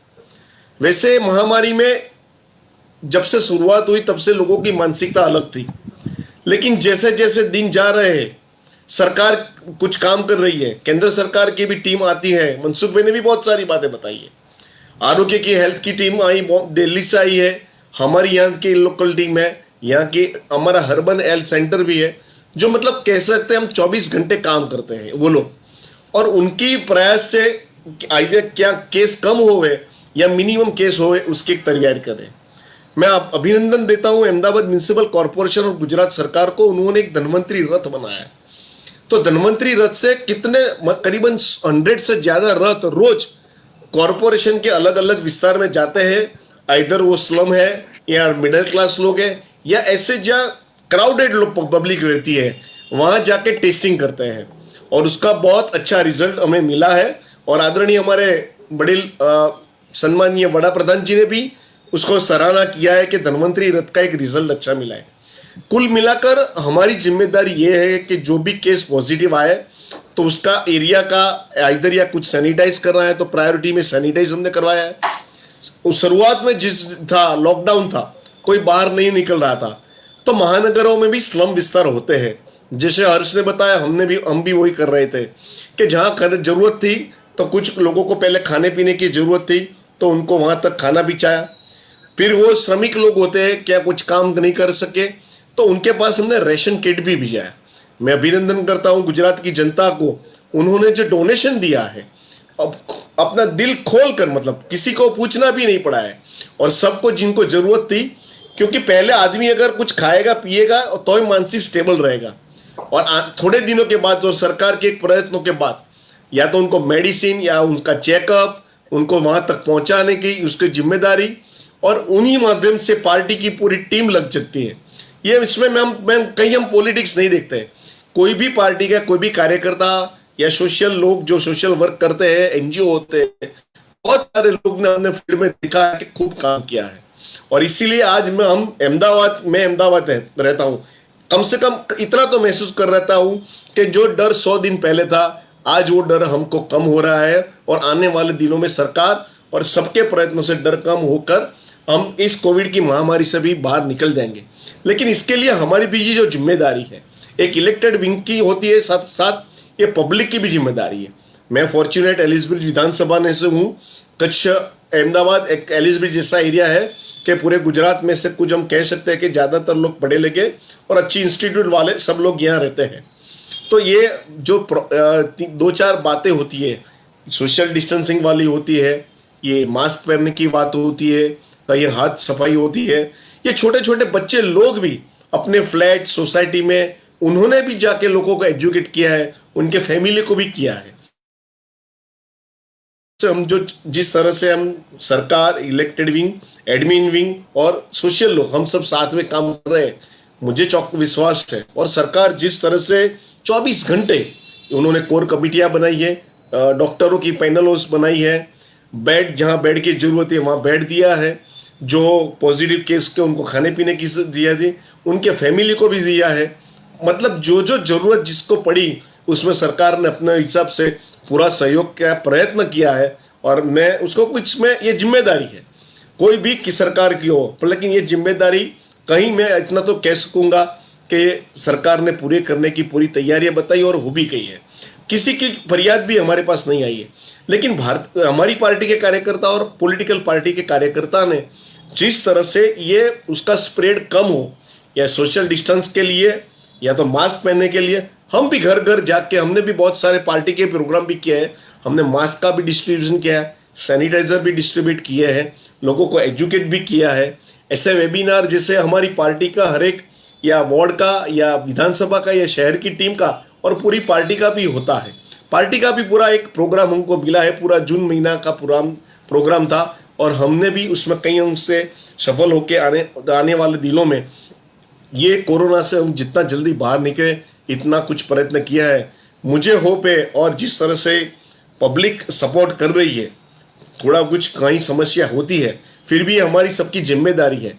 लेकिन आज अगर कोई बड़ा आदमी मास्क नहीं पहनता है तो छोटा बच्चा भी उनको बोलता है अंकल आप मास्क पहनिए। ये सिचुएशन आई है। मतलब मेरे हिसाब से पब्लिक में कुछ अवेयरनेस आई है, तो आने वाले दिनों में इस बीमारी से मुझे लगता है हम बाहर निकलेंगे। मुझे 100% विश्वास है। और हमारी जो जिम्मेदारी है एज अ इलेक्टेड विंग की, हम तो चाहते हैं कि आने वाले दिनों में जितने जल्दी हो सके ये मतलब कोरोना का खत्म हो जाएगा। हम चाहते हैं कि किसी को भी कोई तकलीफ ना हो। आज भी जो हमारे यहाँ की जो फ़ोन नंबर से मतलब हेल्पलाइन होती है, उस वो हेल्पलाइन पर हमको भी पूरी रैपिड टेस्ट भी हमको ज़्यादा मिल रहा है, टेस्ट भी बढ़ रहे हैं। और उस हिसाब से अगर कुछ टेम्पररी भी किसी को लगता नहीं है, लेकिन कोई एसिम्प्टोमेटिक पेशेंट होता है, उनको भी अगर एक बार अपने टेस्ट करवाने के बाद अगर वो पॉजिटिव होता है तो जितना जल्दी हो सके वो अच्छे भी हो सकते हैं। फैमिली और उसके आजू बाजू वाले लोग को डिस्टर्ब ना हुए, इसलिए ये शहर ने भी, अधिकारियों ने एक माइक्रो कंटेनमेंट जोन भी बनाया है। मुझे लगता है जिस तरह से सिस्टम काम कर रही है, सरकार, उनके ऑफिसर, पुलिस कर्मचारी, डॉक्टर और पार्टी और सोशल वर्कर और आज जैसे मंदिर की और पूरी टीम जिस तरह से काम रही, इस बीमारी से हम सब बाहर निकलेंगे। और मुझे पूरा विश्वास है कि आना बहुत से ज्यादा अभी हमें वेट नहीं करना पड़ेगा, लेकिन ये हमारी जिम्मेदारी रहेगी कि मेरे हिसाब से मैं अपना ये मास्क पहनूं, मैं सोशल डिस्टेंस रखूं, मैं अपना हाथ साफ रखूं। मेरे हिसाब से किसी और को कोरोना ना होवे, ये मतलब मैं करूंगा तो मेरे हिसाब से ये मैंने किसी की हत्या की हुई थी, और मैं अगर मास्क नहीं पहनूंगा तो मैं अपनी आत्महत्या करूं, मैं सुसाइड करूंगा, मुझे ऐसा लगता है। तो जो गाइडेंस हमें इधर सरकार से मिलेगा या किसी टीम से मिलेगा, आने वाले दिनों में हम वही सब इकट्ठा करके, और आप सब लोग भी आज जुड़े हो और आपने जो एक नया हमें भी इंस्पायर करने का एक मौका दिया है, मुझे हमें अच्छा लगा है कि हम भी कर कहीं किसी आपके की कोई मतलब फॉलोअर्स के कोई सुझाव से कहाँ कुछ कोई काम बाकी रह गया होगा तो ये हमारी जिम्मेदारी भी बनेगी वो काम भी पूरा करके अच्छे सजेशन के साथ जुड़ के आने वाले दिनों में ये बीमारी से बाहर निकले। यही मेरी शुभेच्छा। वंदे मातरम।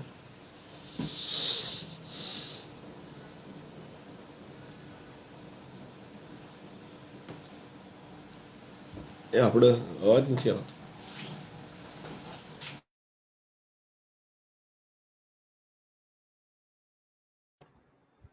प्रदीप भाई आपका माइक शायद ऑफ है।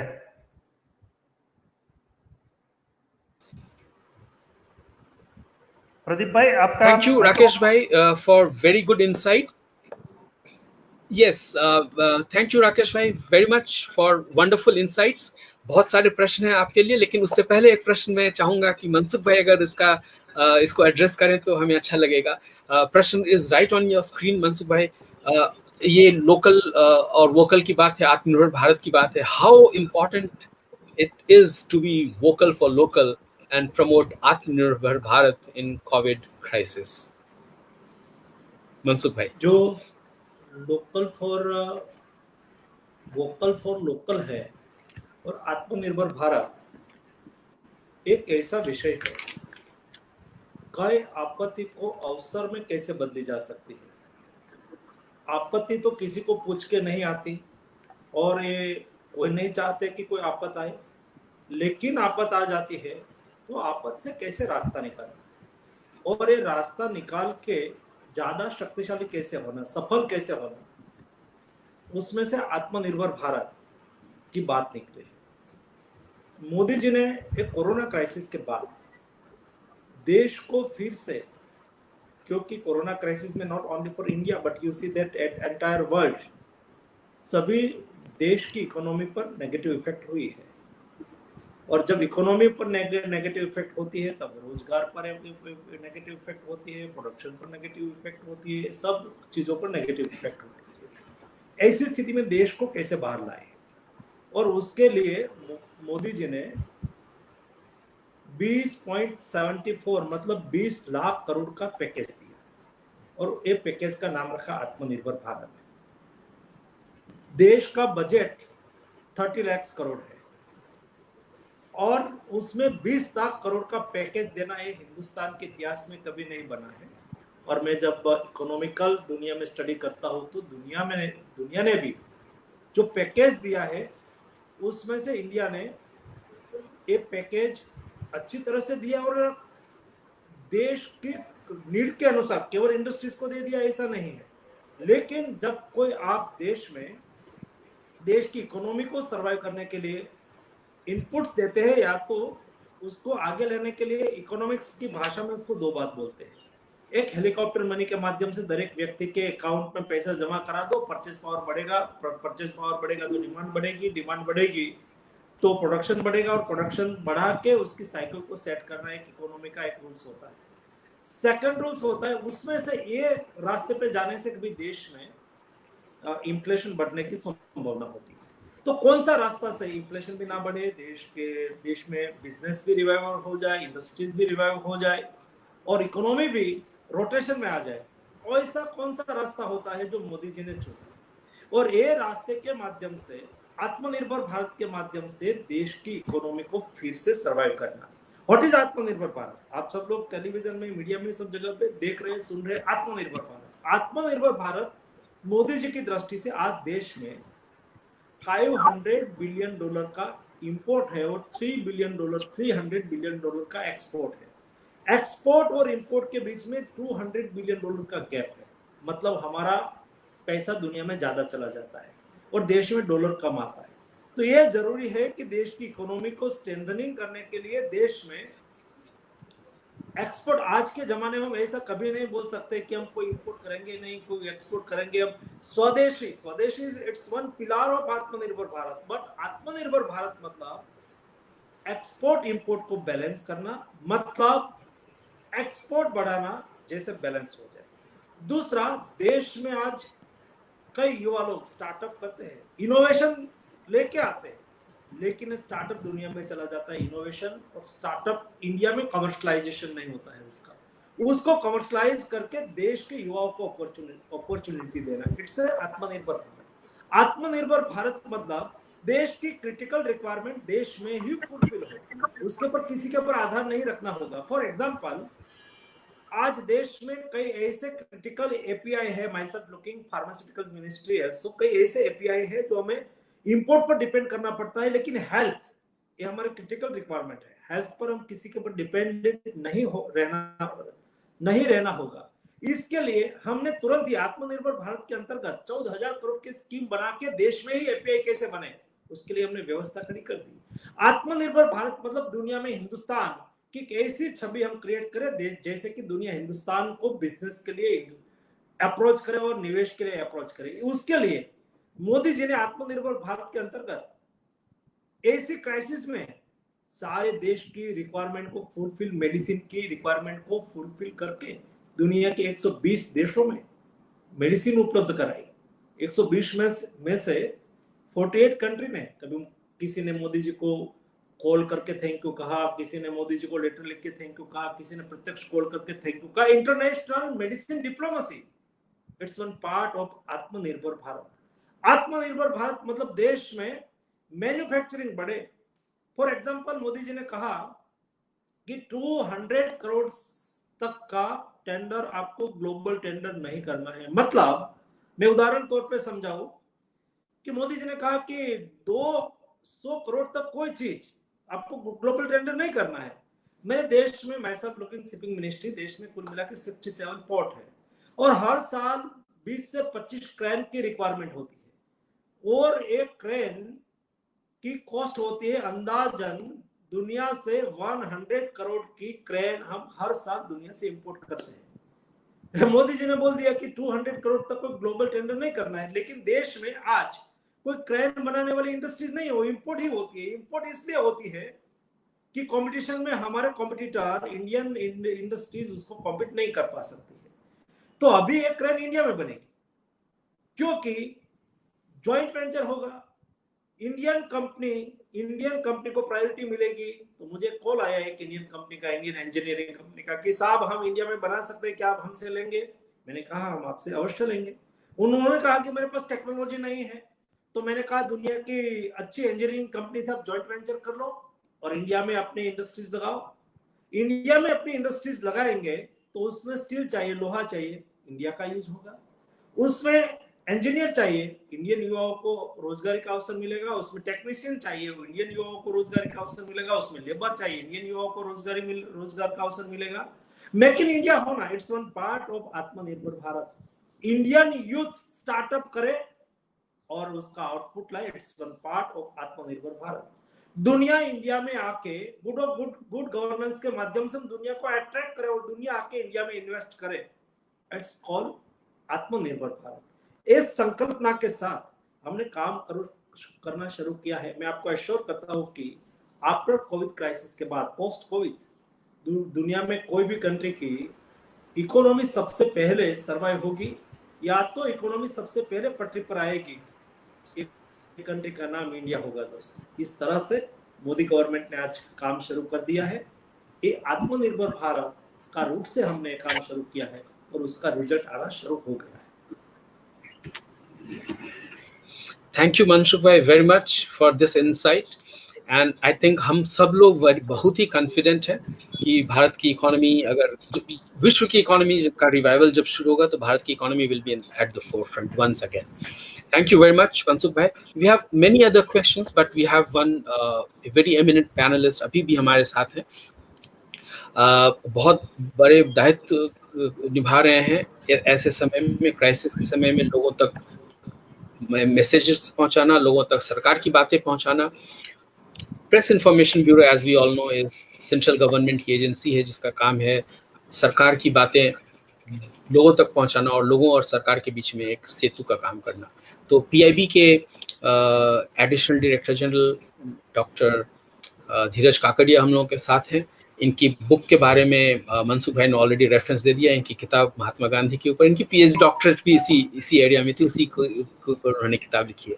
तो मैं इनवाइट धीरज भाई, पीआईबी क्या कर रही है कोविड स्टिग्मा को के बारे में मैसेज पहुंचाने में? Thank you Pradeep ji. मेरी आवाज ठीक से सुनाई दे रही है? यस, आ रही है बिल्कुल। मनसुख भाई मांडविया साहब सेंट्रल मिनिस्टर, और दो विधायक हमारे साथ हैं, राकेश भाई और हर्ष भाई। इनके अलावा यूनिसेफ के state head Lakshmi Bhavani madam हमारे साथ है। सबको मेरा प्रणाम।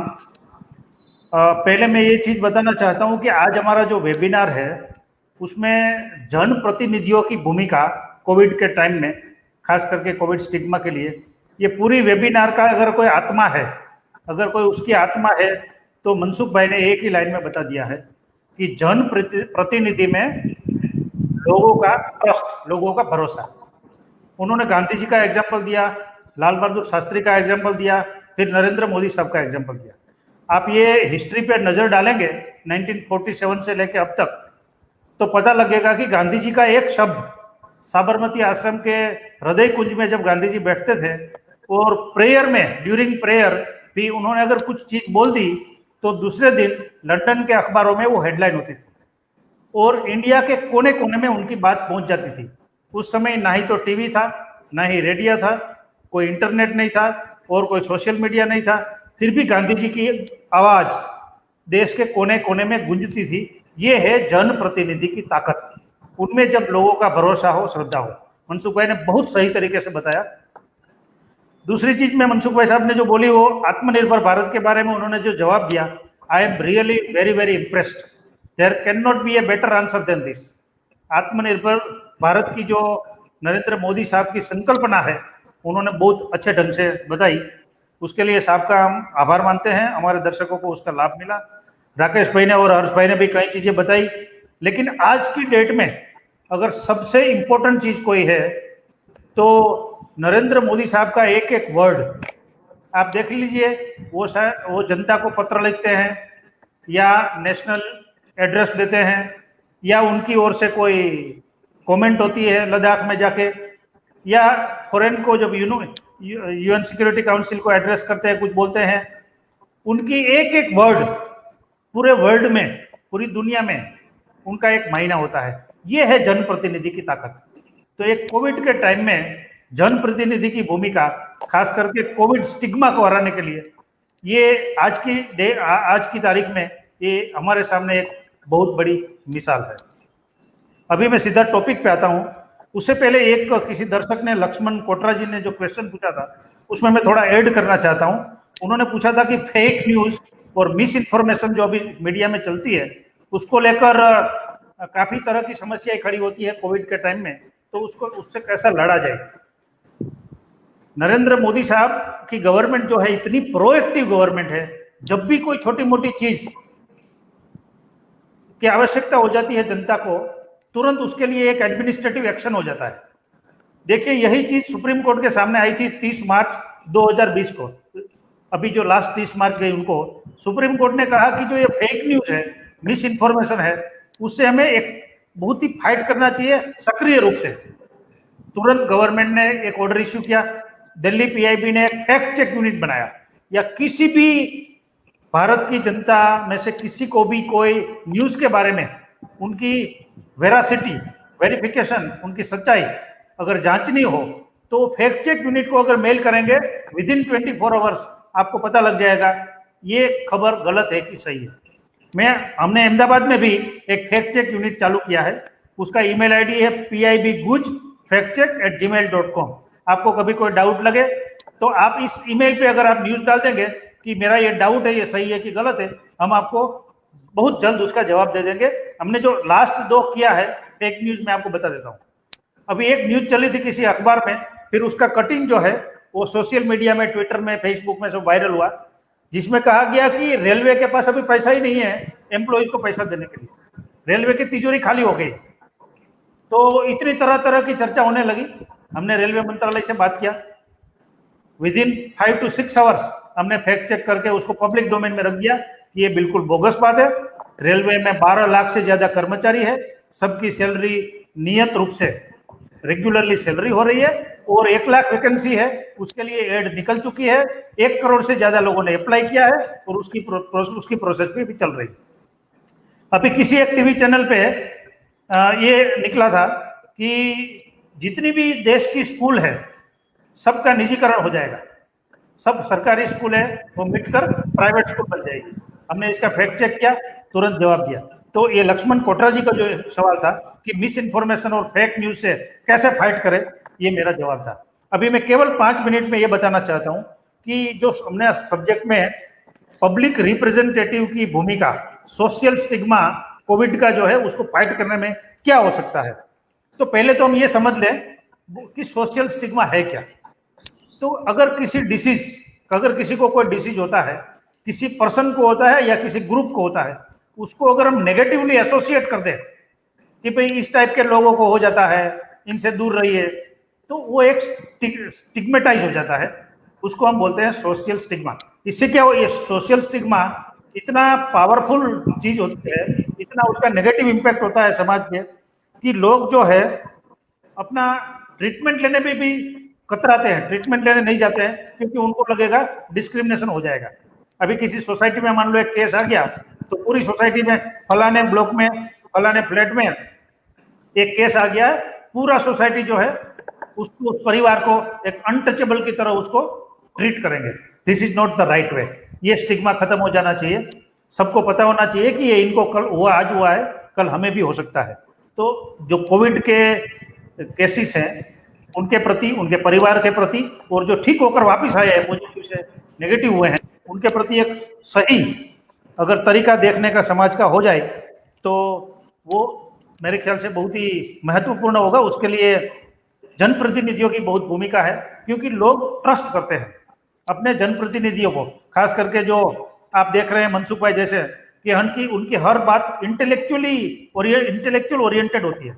ऐसा नहीं है कि बिना लॉजिक कुछ बोलते हैं, फिर भी he is trusted lieutenant of not only in the government और in the state but of people also. उनकी सिंप्लिसिटी जो है, उनकी वजह से उनकी विश्वसनीयता बढ़ती है। तो ये जनप्रतिनिधि में एक खासियत होनी चाहिए कि लोग उनमें भरोसा करें। दूसरा मेरा एक ये कहना है कि जो टर्मिनोलॉजी आज की डेट में यूज होती है, वो टर्मिनोलॉजी में हमें थोड़ा चेंज लाना पड़ेगा to end the social stigma of covid. जैसे हम सस्पेक्ट बोलते हैं, ये कोविड सस्पेक्ट है, अभी ऐसा लगता है कि वो कोई क्रिमिनल है। अरे भाई, किसी को कोविड हो गया तो उन बेचारे का दोस्त हो गया, इट्स ए डिसीज, किसी को भी हो सकता है। तो उनके प्रति एक जो है ना गुनाहित मानस से हम लोग उनको देखते हैं, सस्पेक्ट केस हमें नहीं बोलना चाहिए। हमें उसके लिए कोई और केस, कोरोना पॉजिटिव बोलो या कोरोना का मरीज बोलो, कोई और चीज, लेकिन सस्पेक्ट बोलने से उसकी जो ग्रेविटी है माइंड पे बहुत उसका नेगेटिव इम्पैक्ट होता है। दूसरा, हम लोग जो है कभी कभी ये बोलते हैं कि आइसोलेशन, चलो ठीक है, उनको medically it is required to isolate him ताकि वो फैले नहीं, लेकिन आइसोलेशन वर्ड बोलने से माइंड में नेगेटिविटी क्रिएट हो जाती है। तो जो कोविड का स्टिग्मा है उसको हराने के लिए ये रिपोर्टिंग में भी ये चीजें बहुत जरूरी है। दूसरा, हम एक वर्ड यूज करते हैं ट्रांसमिटिंग पीपल, जैसे लोग जानबूझ के ट्रांसमिट कर रहे हैं। ऐसा नहीं बोलना चाहिए। ट्रांसमिटिंग पीपल, अफेक्टेड पीपल बोल सकते हैं, कोरोना ग्रस्त पीपल बोल सकते हैं, कभी इन्फेक्टिंग पीपल बोलते हैं कि दीज पीपल आर इन्फेक्टिंग किसी ग्रुप के लिए, ऐसा भी हमें नहीं बोलना चाहिए। स्प्रेडिंग पीपल बोलते हैं, ये भी नहीं बोलना चाहिए।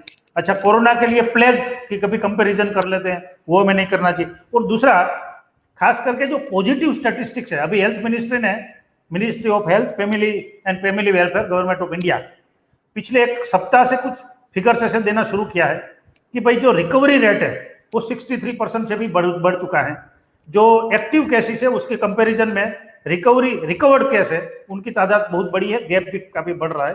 तो ये सब चीजें हमें मीडिया में रखना चाहिए। जनप्रतिनिधियों को खास अपने इलाके में अगर बताते हैं तो इससे क्या होता है, भय का माहौल कम हो जाएगा।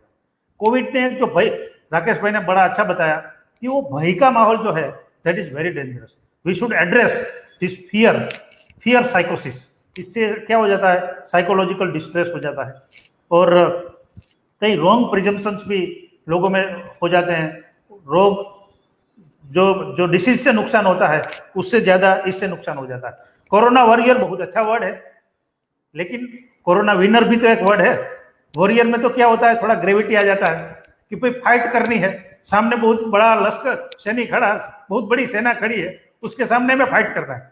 तो इसको इतना ज्यादा तूल देने का जरूरत नहीं है। चलो, अच्छा वर्ड है, it's a widely recognise, I don't deny that, but corona winner is also a good word. It's like something, a risk comes in your life and you are winning, so corona winner could be a good word। दूसरा एक मुझे जो लग रहा है कि राकेश भाई शायद एग्री होंगे मेरे से कि जो ये वैक्सीन का हम लोग ने बहुत ही एक प्रकार की जो है, जैसे बारिश की प्रतीक्षा करते हैं हम लोग कि बारिश होगी नहीं होगी, उसी तरह वैक्सीन आएगी नहीं आएगी। इससे क्या है कि हमारा सबके जनता के दिमाग में ये हो जाता है कि अगर वैक्सीन नहीं आई तो हम सब लोग मर जाएंगे और इसका कोई और इलाज नहीं है, इसका कोई प्रिवेंटिव मेजर नहीं है। ये एक थोड़ा गलत मैसेज जाता है। तो मेरे हिसाब से वैक्सीन की आवश्यकता है, उसकी न्यूज भी स्प्रेड होनी चाहिए, लेकिन वैक्सीन नहीं आने से कोई बहुत बड़ी आफत आ जाएगी, ऐसा जो फियर पैदा होता है जनता में, वो हमें दूर करना चाहिए। और इस टाइप की जो हाइपरबोलिक लैंग्वेज जिसको बोलते हैं, वो हाइपरबोलिक लैंग्वेज से हमें बचना चाहिए। एम्बेसडर एक अच्छा वर्ड है। ये जनता के प्रतिनिधि अपने इलाके में, कोई मान लो पॉजिटिव केस है, हॉस्पिटल में जाते हैं, ट्रीटमेंट लेके वापस आते हैं, नेगेटिव हो जाते हैं, उनको एक एम्बेसडर के रूप में प्रोजेक्ट करना चाहिए, क्योंकि उनको देख के लोगों का कॉन्फिडेंस बढ़ेगा कि भाई ये भी जीत के आया है, मैं भी जीत जाऊंगा, अगर मुझे कुछ हो गया तो मैं भी जीत जाऊंगा। मैं एक कर्मचारी को जानता हूं कि वो पिछले 3 महीने से नौकरी छोड़ने को तैयार है, लेकिन घर से बाहर निकलने में वो बाहर निकलने को तैयार नहीं है। उनको लगेगा कि अगर मेरे को कोरोना हो गया तो मेरे पूरे परिवार को हो जाएगा, हम सब लोग चले जाएंगे। इतनी कल्पना में डूब जाते हैं।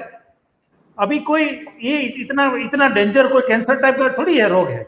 हाँ ठीक है, 2-3% लोग इसमें मरते हैं, उसका वो हम डिनाई नहीं करते हैं, उसमें कोमोर्बिड्स भी होते हैं, एज वाले भी होते हैं, लेकिन इसका ट्रीटमेंट या इसका immunity boosters, immunity measures available है, हमें उसको थोड़ा डिसेमिनेट करना चाहिए। हम तो हमारी ओर से, पीआईबी की ओर से, मनसुख भाई साहब हमारे मिनिस्टर हैं, जान के खुश होंगे कि प्रेस इंफॉर्मेशन ब्यूरो और रीजनल आउटरीच ब्यूरो के जरिए हम लोग ये ऑलमोस्ट डेली इम्यूनिटी मेजर्स के बारे में लोगों को हम बताने की कोशिश करते हैं, ताकि लोगों में एक रे ऑफ होप, आशा हो जाए। अभी क्या है कि we all have become helpless, there is no remedy. Karnataka के हेल्थ मिनिस्टर ने बोला कि ऊपर से भगवान आके बचाएगा। भगवान तो हमारे सब साथ है। हमारी फिलोसॉफी में ये है कि भाई कण कण में ईश्वर है। मनसुख भाई साहब तो जानते हैं, तो ईश्वर जब हमारे साथ है, हमें केवल थोड़ा पुरुषार्थ करने की जरूरत है। तो लोगों में अगर एक विधेयात्मक पॉजिटिविटी अगर आएगी, विधेयात्मक भावना पैदा होगी, तो आधी फाइट तो हम वहीं जीत जाएंगे। एक हीरो अच्छा वर्ड है, आप यूज कर सकते हो, कोरोना हीरो, कैसे भी आप उसको लिंक कर दो। आप तो सब माहिर होते हैं, हम तो केवल ऑफिसर आपको सजेस्ट कर सकते हैं। You people are experts, but because this webinar has a subject of elected representatives, मैं थोड़ा आपका सेक्रेटरी कभी बनने का मौका मिलेगा तो आपको फॉर्मली आपको एडवाइस करूंगा, बट अभी वेबिनार के जरिए आपको एडवाइस कर रहा हूं कि ऐसे ऐसे वर्ड यूज करने से एक पॉजिटिविटी का माहौल हो जाता है।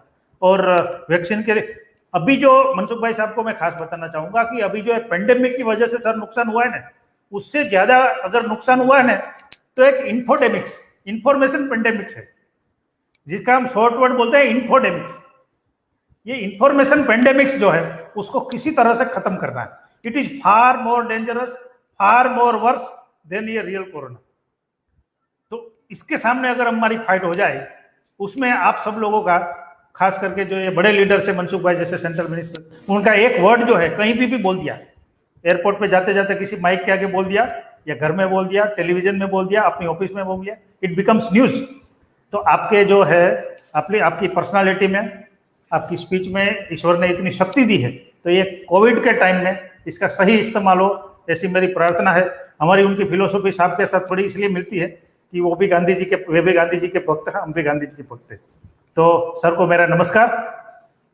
ये बस मैं इतनी बात करके मैं यहाँ खत्म करता हूँ। और कोई क्वेश्चन, अभी और भी क्वेश्चन मनसुख भाई साहब ने जो जवाब दिए सटीक, और किसी के क्वेश्चन हो तो एज ए को मॉडरेटर मैं सजेस्ट करता हूँ प्रदीप भाई को कि I think we can take some questions. Thank you. Thank you Dheeraj भाई, सो वेल सेड। क्या बातें करी आपने कि ये शब्द, सिर्फ शब्दों का प्रयोग से भी कैसे मानसिकता को बदला जा सकता है। आपका रिसर्च का जो बैकग्राउंड है वो दिख रहा है हमें यहाँ पर। सस्पेक्ट वर्ड यूज करना, आइसोलेशन वर्ड यूज करना, कोरोना विद क्या ट्रांसमिटर शब्द यूज करना, कैसी एक नेगेटिव कॉनोटेशन लेकर आता है। उसकी जगह अगर हम कोरोना विनर, आपने जो शब्द कहा, यस कोरोना विनर शब्द यूज करें तो कैसे एक पॉजिटिव माहौल बन जा सकता है। कम्युनिकेशन का बहुत बड़ा उपयोग है, जो आपने बिल्कुल सही कहा। जनप्रतिनिधि आए, लोक प्रतिनिधि आए और सच्चे सही शब्दों में और मीडिया उसको लोगों तक ले जाए। मनसुख भाई एंड राकेश भाई, आप दोनों हमारे साथ बने हुए हैं। एक बहुत ही अच्छा प्रश्न है जो अभी स्क्रीन पर ईशा पिनाकिन सूरती ने पूछा है कि बिहेवियरल चेंज के ऊपर उनका प्रश्न है। What is the biggest challenge as legislator और lawmakers that you have faced during COVID-19? As a leader, what are you doing on behavioral change of public on COVID-19? बहुत अच्छा प्रश्न है। मनसुख भाई, अगर आप या राकेश भाई, whoever would like to address this ये प्रश्न। मैं, क्योंकि दीपक जी, मैं चाहूंगा कि राकेश भाई ने सबसे ज्यादा ये सहा होगा, क्योंकि सबसे बहुत काम पहले किया है, कोरोना क्राइसिस बिल्कुल। अहमदाबाद में शुरू हुई थी, और ऐसी स्थिति में राकेश भाई ने जो लोगों का माइंडसेट क्या बना था, क्योंकि कई चीजों नहीं आपके सामने बोल सकते हैं, उन्होंने उस वक्त एक पब्लिक रिप्रेजेंटेटिव के तौर पर जनता के एक्सपेक्टेशन उसके पास क्या बनी थी, क्या उसका बिहेवियर चेंज हो गया, कैसे वो बिहेव करने लगे, वो मेरे से ज्यादा तो राकेश भाई कह पाएंगे। क्योंकि ये स्थिति ऐसी होती है कि एक तो लॉकडाउन का एक्सपीरियंस और डिसिप्लिन फॉलो करना हमारी आदत ही नहीं थी। एक जो यहाँ कोट किया, शायद हर्ष ने कोट किया कि एक न्यूज़पेपर में छपा था कि 10 दिन में ऐसा हो जाएंगे, केवल 10 दिन में इंडिया में हो जाएंगे, ऐसा वो छपे। ये उसके लिए तो प्रेडिक्शन इसलिए उसकी दृष्टि से सही था कि दुनिया में जिस कंट्री, डेवलप्ड कंट्री, जहाँ डिसिप्लिन फॉलो की जाती है, वहाँ क्या हुआ, अमेरिका में क्या हुआ। आपके कई रिश्तेदार होंगे यहाँ जो वेबिनार से हमारे साथ जुड़े हुए हैं, या तो फेसबुक के माध्यम से जो हमें सुन रहे हैं, उसका भी कई रिलेटिव दुनिया में होंगे, खास करके अमेरिका में या तो यूरोप में। लोग रोड पे निकलते, लोग संग्रह करने लगे, गवर्नमेंट का एक्सेस की लिमिटेशन पूरी हो गई, उसके अकाउंट में $1200 हम डाल देते हैं सरकार की ओर से। जनता ने कहा कि हम पैसे को क्या करें, हमें खाना चाहिए, ग्रोसरी पर लाइन लगी, फ्रूट वेजिटेबल्स या तो बेकरी पर लाइन लगी। ऐसी स्थिति हो गई, लोग वेपन लेकर घूमने लग गए। ये कोविड के दरमियान दुनिया में जो वेल डेवलप्ड कंट्री में बनी हुई घटना में आपके सामने। तो दुनिया में ऐसा लोगों के बिहेवियर में चेंज हुआ हो तो इंडिया में ना हो, ये तो सवाल ही नहीं है। जब कंटेनमेंट जोन डिक्लेयर किया, 14 दिन तक वो लॉकडाउन रहना है, वहाँ किसी को बाहर नहीं जाना है, अंदर ही रहना है, ऐसी स्थिति में अभी तो मोबाइल एक वेपन है, मोबाइल एक कम्युनिकेशन का माध्यम है, उनसे जनप्रतिनिधियों को ये इंस्ट्रूमेंट कैसे चेंज हुआ उससे पता चलता है। वो वहाँ उस वक्त वो उसको ऐसा लगता है जैसा कोविड टिग्मा की दृष्टि से उसको भय लगता है कि मेरी फैमिली में क्या हो जाएगा, या तो कई दिनों से एक ही घर में बैठे रहे, कभी बैठे ही नहीं थे, तो उसको बाहर जाना था, उसको बाहर जाने की कोशिश करते थे, तो बाहर जाने के लिए कंटेनमेंट जोन होने से प्रशासन उसको रोकते थे, प्रशासन उसको रोकते थे, वो वहां थके हुए थे, उसको बाहर जाना था, काम कुछ नहीं था, उसको बाहर जाके कुछ काम नहीं था, लेकिन ये लंबे समय तक घर पे रहने से वो स्वाभाविक होता है इरिटेशन। तो ऐसी स्थिति में टारगेट करते थे जनप्रतिनिधि को, आप कुछ करते नहीं है, आपका कुछ चलता नहीं है, पुलिस आपका मानती नहीं है। ये सब स्थिति जनप्रतिनिधि को ये दिनों में सहनी पड़ी। और जनता में कई लोग अपने घर में फैमिली एक साथ में रहती है, और फैमिली के साथ रहना अवसर भी मिला, कई लोगों ने साइकियाट्रिक इफेक्ट हो गई, और इस दृष्टि से कई लोगों की धंधा इफेक्ट, बिजनेस इफेक्टेड हुए, इंडस्ट्रीज इफेक्टेड हुई, उसकी भी उसके मन में चिंता थी, उसको देखते हुए भी रिएक्ट करते थे। उसके मन में इश्यू ये लॉकडाउन का था, लेकिन असर उसकी थी अपने बिजनेस और इंडस्ट्रीज की, उसको लेके इस टाइप का रिएक्शन उसकी ओर से आता था। और ये रिएक्शन रिएक्ट कहाँ करे, फिर रिएक्ट करने का एक ही माध्यम था उसके पास, उसके नियरेस्ट लोक प्रतिनिधि जिन्होंने उसको चुना हो या तो उन्होंने वोट दिया हो। तो पहले वो कॉर्पोरेट को टारगेट करते थे, उसका रिश्ता शायद विधायक के से हो तो विधायक को टारगेट करते थे, एमपी को टारगेट करते थे, जिसको मेरे से एक्सेस था वो मुझे भी बात करते थे, ऐसा कैसे चलता है, हम क्या करें, कैसे करें, मुझे ये हो गया। और ऐसी स्थिति में एक जनप्रतिनिधि की जो हालत थी, या तो जनप्रतिनिधि एक जनता के एक अलग टाइप के बिहेवियर, जैसा मैंने बताया ऐसे बिहेवियर को देखने का अवसर उसको मिला, और जनता ने भी इसको, इसलिए मैं जनता को दोषित नहीं मानूंगा, क्योंकि ये स्थिति होती है कभी, जब हमारी एक कहावत है गुजराती में, I don't know Deepak ji Gujarati है नहीं है, लेकिन ऊंट मरते हैं तो मारवाड़ की ओर देखता है। मतलब उसके वक्त जो कोई लोग सूरत में थे, अहमदाबाद में थे, हर्ष को ज्यादा पता होगा, मुझे सौराष्ट्र में जाना है क्योंकि 20 लाख सौराष्ट्रियन सूरत में रहते हैं, और कई स्टेट के लोग सूरत में थे। तो जब वो भय लगता है तो व्यक्ति अपने घर पे जाने के लिए सोचते हैं, तो उसको अपने घर पे जाना था, हमारी व्यवस्था करो, हमें जाना है। एक और लॉकडाउन चलता था तो जनप्रतिनिधि बेचारा क्या करे, वो तो कोई व्यवस्था कर नहीं सकता था, लेकिन वो कहे तो किसको कहे, तो जनप्रतिनिधि को ही उसको कहना था। तो उसमें इस टाइप का इरिटेशन था। ये इरिटेशन एक बिहेवियर के रूप में हमने झेला है, अच्छी तरह से देखा है, लेकिन ये ऐसी स्थिति, जब क्रिटिकल स्थिति निर्माण होती है तब ये ऐसा बिहेवियर होना स्वाभाविक है। लेकिन भी मैं देश की जनता को अभिनंदन तो दूंगा ही दूंगा, क्योंकि हमारे बारे में दुनिया की जो धारणा थी वो बदल गई। जैसा प्रेडिक्शन इस न्यूज़पेपर ने दिया, हर्ष ने बताया, ये इंडिया नहीं है। इंडिया डिसिप्लिन को समय आने पर फॉलो कर लेते हैं। जब बॉर्डर पर क्राइसिस होती है तो पार्टी भूल के सब पॉलिटिकल पार्टी, सब लीडर एक ही भाषा बोलते हैं, देश की सुरक्षा की, देश की, नेशन इंटरेस्ट की। ये हमारा बेसिक कल्चर है। जब क्राइसिस होती है तो हम एक होके सामने आते हैं। इसलिए ही हम सब देश की आज़ादी के 43 ईयर्स में हमने बहुत कुछ कर पाए हैं, नहीं किया ऐसा नहीं है। ये जब सफलता का रहस्य तो मुझे कोई पूछे तो ये हमारी यही एक जो सांस्कृतिक विरासत है, ये विरासत ही हमें ये रास्ते पे ले आती है जो हमने देखा। थैंक यू मनसुख भाई, थैंक यू।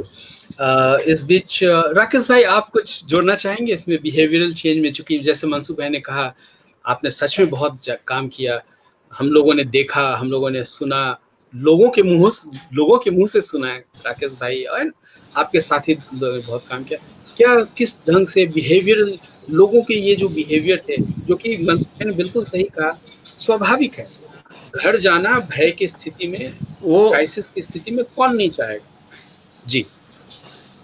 नहीं, वो आपकी बात, ईशा जी की बात बिल्कुल सही है कि 19 मार्च 20 मार्च मतलब उस टाइम का चैलेंजेस और आज की बिहेवियर, मतलब आज 18 जुलाई है, दोनों में पहले भी जो इश्यूज थे, पहले एक डर का माहौल था, और डर का माहौल पहले से मार्च में बढ़ता अप्रैल में तो पूरे एक हाइट ऊपर चढ़ा गया था।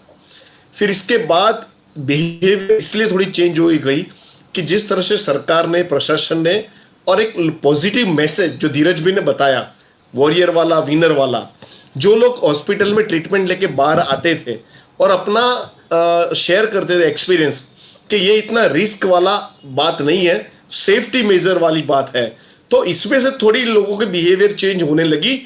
इसका मतलब थोड़ा डर कम होने लगा। और आज मैं सही देख रहा हूं कि जो 19 मार्च 20 मार्च वाली जो बात थी और आज 18 जुलाई की वाली बात है, इसमें 360 डिग्री चेंज हो गया है। मतलब आज लोग पूरे बाहर निकलते हैं और उसमें जो पहले डर था वो डर कम हो गया है और बिहेवियर भी इसके हिसाब से, उस हिसाब से बिहेवियर भी चेंज होती थी। पहले बोलने से घबराते थे, बात करने से घबराते थे, नजदीक जाने से घबराते थे, लेकिन अब जब उसको पता चला कि इसकी ट्रीटमेंट ऐसी है और कोरोना वॉरियर हो या विनर हो और जिस तरह से ये रिकवरी रेट बढ़ रहा है, तो आज कुछ अच्छी बातें लोगों के पॉजिटिव दिमाग में लोगों में आ रही है। लोग पहले जितने नेगेटिव थे इससे ज्यादा पॉजिटिव बनने लगे। और मेरे हिसाब से अगर कोरोना वॉरियर हो या किसी भी जंग की या लड़ाई की, ये हमारी जीत की शुरुआत है। मतलब कोविड को खत्म करने की शुरुआत हो गई है और इसी बिहेवियर से आने वाले दिनों में सब लोग साथ इकट्ठा होके हम, मेरे जो एक डर होता है मन में वो निकल जाएगा और मुझे लगता है कि फिर से आने वाले दिनों में गाड़ी पटरी पर आ जाएगी। बिल्कुल ठीक। राकेश भाई, let us all stay hopeful. I am sure positive बात बना रहेगा, पॉजिटिव बातें होंगी तो आगे बढ़ेंगे। हाँ, स्थिति 100%। थोड़ा time, it's a pandemic, let us see कब लेकिन मनोबल बना रहे, इसमें जनप्रतिनिधि का बहुत बड़ा योगदान है। इस बीच एक और प्रश्न आया था, समय वैसे बीतता जा रहा है। अगेन ये प्रश्न मंत्री महोदय और हमारे लोक प्रतिनिधि हैं, जनप्रतिनिधि हैं, उनके लिए है। उसके बाद फिर हम लोग थिंक टाइम चूंकि पूरा हो चुका है, लेकिन एक लास्ट प्रश्न लेना चाहूँगा। कल्पना पारिक ने पूछा था कि ऐसे क्राइसिस के समय में अक्सर लोगों के पास इस इन्फोडेमिक तो बहुत है, धीरज भाई ने कहा बहुत सारी इन्फॉर्मेशन आ रहे हैं, सारे कोविड में ऐसे होते हैं, वायरस क्यों आ रहा है, बैक्टीरिया का अटैक ऐसा होता है, एटसेट्रा एटसेट्रा। लेकिन जो इन्फॉर्मेशन चाहिए, अगर किसी को कुछ हो जाए, लेट अस से कि उसको किसी मेडिकल इक्विपमेंट की ज़रूरत है या कहीं बेड, हॉस्पिटल में बेड की ज़रूरत है, तो क्या एक डेटा बैंक जैसा बनाया जा सकता है जहाँ पर यह लोग जाएं और एक जगह क्लिक करके ये पा सकें कि उनको अगर किसी वस्तु की ज़रूरत है, फेस मास्क वाली प्राइमरी चीज़ से लेकर हॉस्पिटल बेड, लास्ट चीज़ की जिसकी ज़रूरत पड़ सकती है, कहाँ पर ये अवेलेबल है? क्या एक ऐसा डेटा बैंक बनाया जा सकता है या बना हुआ है?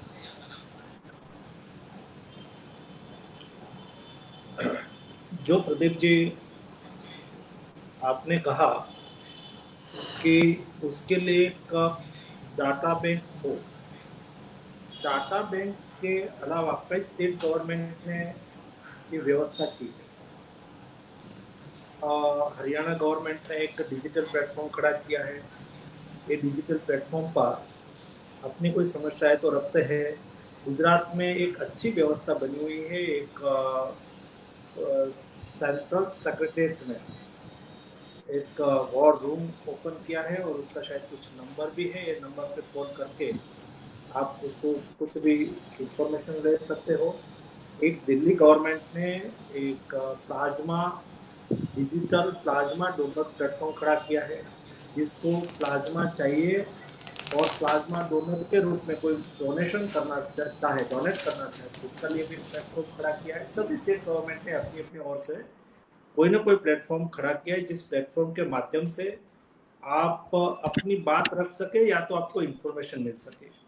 जैसे कि कोई स्टेट में या तो कोई सिटी में, सिटी लेवल पर भी, सूरत में मैंने देखा, अहमदाबाद में मैंने देखा, कई सिटी ने सिटी लेवल पे भी प्लेटफॉर्म खड़ा करके वो आपको वार्ड की रिक्वायरमेंट है या बेड की रिक्वायरमेंट है तो बेड की क्या क्या, कौन से हॉस्पिटल में क्या सिचुएशंस है, उसके लिए कई लोगों ने उसके प्लेटफॉर्म खड़ा कर दिया है। लेकिन सारा देश के लिए एक कोविड के लिए ये प्लेटफॉर्म खड़ा करने की मुझे लगता है कि एक ICMR ने एक व्यवस्था खड़ी की है। उसके अलावा जब स्टेट पर ये जिम्मेवारी रखी और स्टेट के लोगों ने, जब मुझे इन्फॉर्मेशन है, जब हम ग्रुप ऑफ मिनिस्टर्स में बैठते हैं तो कई कई अलग अलग व्यवस्था और सकारात्मक व्यवस्था की है। उसका एक प्लेटफॉर्म का उपयोग करके स्टेट की जनता को फायदा भी होगा। थैंक यू मनसुख भाई, बहुत बहुत धन्यवाद इस जानकारी के लिए। वैसे आपने बिल्कुल सही कहा, सरकार प्रयत्न कर रही है और समय समय पे इसका पब्लिसिटी भी किया जाता है माध्यमों के द्वारा, लोगों तक ये बात पहुंचती रहे। पीआईबी और दूसरी संस्थाएं ऐसा बहुत काम कर रही हैं। मीडिया के लोगों ने भी काफ़ी इस पर लोगों तक बात फैलाने में काफ़ी अपनी भूमिका अदा की है। समय बीतता जा रहा है, 6:30 बजे तक का हम लोगों ने सोचा था समय है, 6:47। May I request Madhish Parikh Deepak ji, from आपका वेबिनार अच्छा था और विषय और सब्जेक्ट इतना अच्छा था, सब लोगों ने इतना अच्छी तरह से अपना विषय रखा, तो मुझे भी अच्छा लगा। तो मेरा और तो एक कार्यक्रम पेंडिंग वेबिनार साइड में शुरू हो गया है, लेकिन मुझे अच्छा लगा, इसलिए मैंने आपको कहा था कि मैं शॉर्ट टर्म के लिए बैठूंगा, लेकिन पूरा समय के लिए मैं इसलिए बैठा। अच्छा विषय था, अच्छी तरह से सभी मेरे साथियों ने भी विषय रखा और धीरज भाई ने भी विषय रखा, आपने भी अच्छी तरह से कोऑर्डिनेशन किया, तो अच्छा लगा। उसमें जो कई सकारात्मक चीज़ जनता के ध्यान में भी आई और कई ऐसी चीज़ हमारे ध्यान में भी आई कि उसके लिए हमें भी, मैं तो सभी चीज़ से सीखने वाला आदमी हूँ, तो मुझे भी कुछ सीखना मिला। धन्यवाद सर। नॉर्मली भी हम चाहेंगे प्रदीप जी एक सेकंड जी जी। सेंट्रल मिनिस्टर के से नॉर्मली हमारी अपेक्षा ये होती है कि इनॉग्रेशन करेंगे, ओपनिंग रिमार्क्स देंगे, 10-15 मिनट का टाइम दे देंगे और हमारा कार्यक्रम अच्छा हो जाएगा। लेकिन सर मेरा आपको दंडवत प्रणाम, आपने पूरे कार्यक्रम में आपकी संपूर्ण उपस्थिति से हमारे कार्यक्रम को 4 चांद लग गया। Thank you so much. Thank you सबका। मधेश जी, आपका भी स्टिल एक फॉर्मल वोट ऑफ थैंक्स बनता है, फॉर्मली प्लीज मधेश। ओके, सबको बहुत बहुत धन्यवाद देने से पहले एक बार मैं ये जो कैंपेन है वॉइसेस अगेंस्ट कोविड स्टिग्मा, इसका मैं बात करना चाहता हूँ। जैसे हमने देखा कि सोसाइटी में काफी स्टिग्मा और डिस्क्रिमिनेशन है, तो हमने सोचा कि क्यों एक कैंपेन लॉन्च किया जाए जिसका हमने नाम दिया वॉइसेस अगेंस्ट कोविड स्टिग्मा, और जहाँ पे हमने युवाओं को जोड़ा है और यूनिसेफ और पीआईबी अहमदाबाद का काफी हमको सपोर्ट रहा है, जिसमें मंत्री श्री, मैं आपको बताना चाहता हूँ कि काफी स्टेजेस पे हमने युवाओं को जोड़ा है और काफी एक्टिव हमने वेबिनार्स किए हैं और काफी ट्रेनिंग वर्कशॉप भी हमने चलाया है ये कैंपेन के लिए। और जिसके चलते हमने ये सोचा कि हम एक मीट करेंगे जहाँ पे जो जनप्रतिनिधि है उनको एक कॉमन प्लेटफॉर्म पे लाएंगे और उनकी बात जनता तक हम पहुंचाएंगे। तो सबसे पहले तो मैं माननीय मंत्री श्री मनसुख मांडविया जी को बहुत बहुत धन्यवाद देना चाहता हूं कि हमारे साथ जुड़े और आपने अपने विचार साझा किए, और बहुत बहुत धन्यवाद इस बात के लिए कि पूरे कार्यक्रम में आप हमारे साथ जुड़े रहे, है ना, तो जिससे हमें बहुत ही इंसाइटफुल इंफॉर्मेशन आपके थ्रू मिला है। बाद में और जितनी बार भी मैं मंत्री जी को मिला हूँ, मुझे उनकी सिंप्लिसिटी और जो उनका जो लीडरशिप क्वालिटीज है वो काफी हमेशा मुझे इंस्पायर करता है और सिंप्लिसिटी काफी मैं उनसे सीखता हूँ। हर्ष भाई और राकेश भाई जो है उन्होंने काफी ग्राउंड पे काम किया है सूरत और अहमदाबाद में, वो भी हम युवाओं के लिए काफी एक सोर्स ऑफ इंस्पिरेशन है। उनको भी मैं बहुत बहुत धन्यवाद देता हूँ कि हमारे साथ जुड़े और आपने अपने विचार साझा किए। धीरज काकड़िया साहब जो पीआईबी के एडीजी साहब है, उनका बहुत बहुत सपोर्ट रहा है हमको ये सेशन को लाइव करने के लिए, है ना। और यूनिसेफ से specially UNICEF chief Lakshmi Bhavani madam का काफी सपोर्ट रहा है, काफी अच्छा पार्टनरशिप रहा है यूनिसेफ का हमारे साथ, जिससे काफी हमको सपोर्ट मिला है। CCR PDP और गुजरात यूनिवर्सिटी का जो सेंटर ऑफ एक्सीलेंस है, काफी हमको इसके लिए सपोर्ट मिला है। और सर एक बात मैं आपको बताना चाहता हूँ कि आज हम एक कैंपेन लॉन्च कर रहे हैं जो प्लेज टेकिंग कैंपेन है, जिसको हमने कहा है वॉइसेस अगेंस्ट कोविड स्टिग्मा। तो जो हमारी वेबसाइट पे जाएंगे तो आप अपना सिर्फ नाम और अपना फोटो अपलोड करेंगे तो आपका एक प्लेज सर्टिफिकेट बनता है, जो पब्लिक के साथ शेयर करेंगे तो काफी लोग मोटिवेट होंगे। तो जितने भी जनप्रतिनिधि है, सर आप मनसुख मांडविया जी है, राकेश सर, मैं आपसे रिक्वेस्ट करूंगा सर, अगर मैं आपसे एक लिंक शेयर करता हूँ यहाँ पे स्क्रीन पे, तो यहाँ से सर हम एक प्लेज ले सकते हैं और युवा लोग आपको काफी फॉलो करते हैं, तो आपसे इंस्पायर होकर ये प्लेज लेंगे तो हम एक समाज में और एक पॉजिटिव मैसेज हम स्प्रेड करेंगे। तो इसी के साथ बहुत बहुत धन्यवाद सभी पैनलिस्ट का, सभी पैनल मेंबर्स का और जितने भी पार्टनर है और स्पेशली प्रदीप मलिक जी का, जिन्होंने बहुत अच्छे से पैनल को मॉडरेट किया और काफी अच्छे इंटरेस्टिंग स्टोरीज और जो भी डेटा है वो हमें पैनल से मिला। इसके लिए सभी का बहुत बहुत तहे दिल से धन्यवाद। जय हिंद, जय भारत। Thank you. धन्यवाद। धन्यवाद, नमस्कार। Thank you everyone, thank you.